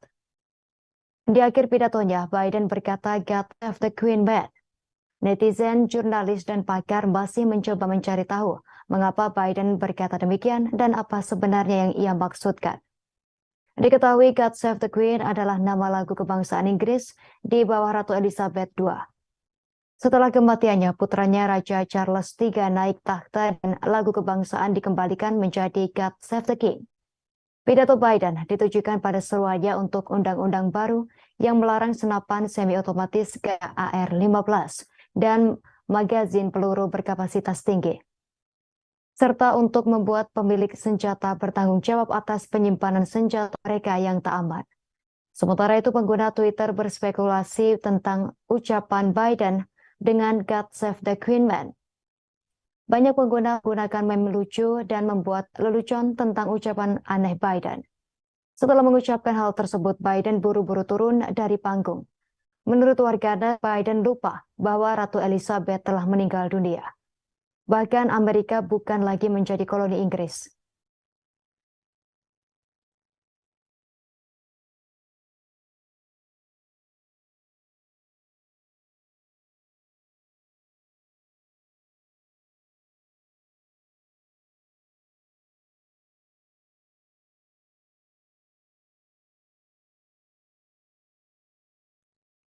Produser stasiun televisi Amerika Serikat Fox News, Alex McCaskill, dipecat terkait pesan atau syairan di layar kaca yang menyebut Joe Biden sebagai calon diktator.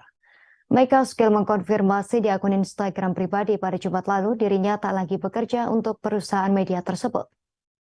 Pegawai yang telah lama mengabdi untuk Fox News tersebut tak menyebutkan alasan kepergiannya. Namun mantan bos McCaskill yang juga mantan pembawa acara Kekan, Tucker Carlson, menjelaskan kepergiannya terkait dengan gairan di monitor yang berbunyi calon diktator berbicara di Gedung Putih setelah pesaing politiknya ditangkap. Carlson menuliskan pada akun Twitternya, atas kata-kata tersebut muncul kurang dari 30 detik, namun efeknya langsung terlihat. Ia menambahkan bahwa spanduk tersebut membuat panik para eksekutif Fox. Mantan cendekiawan tersebut tak menyebut McCaskill di segmen tersebut, namun mengatakan ia dimarahi sebelum diberhentikan. Sementara produser Connor menawarkan untuk tetap tinggal selama biasanya 2 minggu. Carlson mengatakan McCaskill diminta mengosongkan mejanya dan segera pergi. Fox kemudian mengakui insiden tersebut dalam pernyataan singkatnya. Fox mengatakan bahwa Karen segera diturunkan dan bahwa masalah tersebut telah diatasi. Meskipun tak disebutkan bagaimana caranya untuk mengatasi hal tersebut, teks diktator muncul di layar pada Selasa malam sebagai bagian dari liputan Fox atas 37 tuntutan pidana terhadap mantan Presiden Amerika Serikat Donald Trump yang diungkapkan minggu lalu. Ia dituduh menyimpan file rahasia secara tak benar setelah meninggalkan Gedung Putih pada tahun 2021 lalu, termasuk dokumen militer dan nuklir yang sensitif. Trump telah menolak tuduhan itu sebagai tipuan dan pekerjaan politik. Membandingkan kasus tersebut dengan dua penyelidikan pemakzulan yang gagal saat ia menjadi presiden, Trump membantah sebuah kesalahan, malah menuduh Presiden Joe Biden menyimpan dokumen rahasia di rumah dan kantor pribadinya.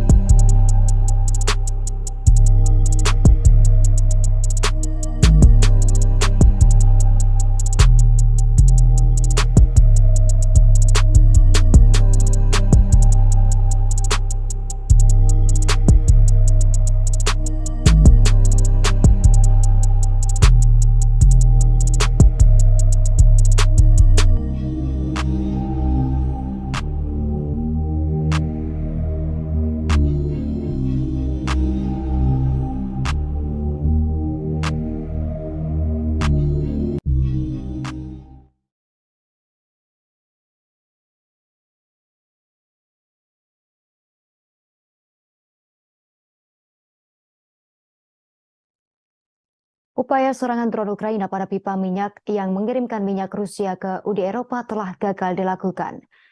Gubernur wilayah Bryansk yang berbatasan dengan Ukraina, Alexander Bogomas, menyatakan bahwa pertahanan udara Rusia berhasil menembak jatuh 3 unit UAV, maksud kami UAV, di dekat stasiun pompa pipa tersebut. Dalam saluran telegramnya pada hari Sabtu, Bogomas menulis bahwa unit pertahanan udara dari angkatan bersenjata Rusia berhasil menggagalkan serangan militer Ukraina di stasiun pompa minyak Druzhba. Menurutnya total ada 3 UAV yang berhasil dihancurkan. Dikutip dari Russia Today, pada bulan sebelumnya Washington Post melaporkan berdasarkan dokumen yang bocor dari Pentagon. Presiden Ukraina Volodymyr Zelensky pada Februari telah mengusulkan kepada Wakil Perdana Menteri Yulia Swiridenko untuk meledakkan pipa Druzhba yang memasok minyak ke Hungaria dan negara-negara lainnya. Dalam laporan tersebut, Zelensky disebut mengungkapkan niatnya untuk menghancurkan industri Hungaria dan menjadikan Perdana Menteri Viktor Orban sebagai target. Namun demikian, Zelensky menolak tuduhan terhadapnya. Meskipun Zelensky menolak tuduhan tersebut sebagai khayalan, Menteri Luar Negeri Hungaria Peter Szijjártó beberapa hari kemudian menuduh Ukraina melanggar kedaulatan Hungaria dengan tuduhan rencana yang diduga merusak keamanan pasokan energi Budapest. Pada waktu yang sama, stasiun pengisian pipa minyak Druzhba di wilayah Bryansk juga diserang oleh pasukan Ukraina. Serangan tersebut menyebabkan kerusakan pada 3 tangki penyimpanan bahan bakar yang semuanya kosong. Pipa Druzhba merupakan satu jaringan transportasi minyak terbesar di dunia dengan panjang sekira 4.000 km atau 2.485 mil. Pipa tersebut mengangkut minyak dari Rusia ke Ukraina, Belarusia, Polandia, Hungaria, Slovakia, Republik Ceko, Austria, dan Jerman. Wilayah Bryansk yang berbatasan dengan Ukraina telah menjadi target serangan lintas batas berkali-kali, termasuk serangan mendadak yang dilakukan oleh kelompok neonazi yang berbasis di Ukraina pada bulan Maret lalu.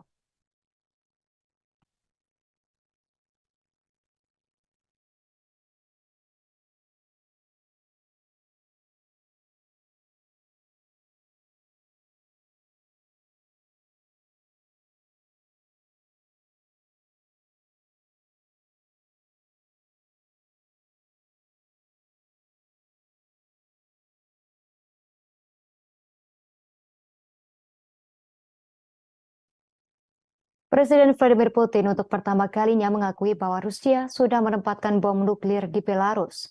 Hal tersebut diungkapkan Putin pada Jumat 16 Juni 2023. Ia mengatakan pengerahan senjata nuklir taktis itu sebagai pengingat bagi Barat bahwa mereka tak dapat mengalahkan Rusia.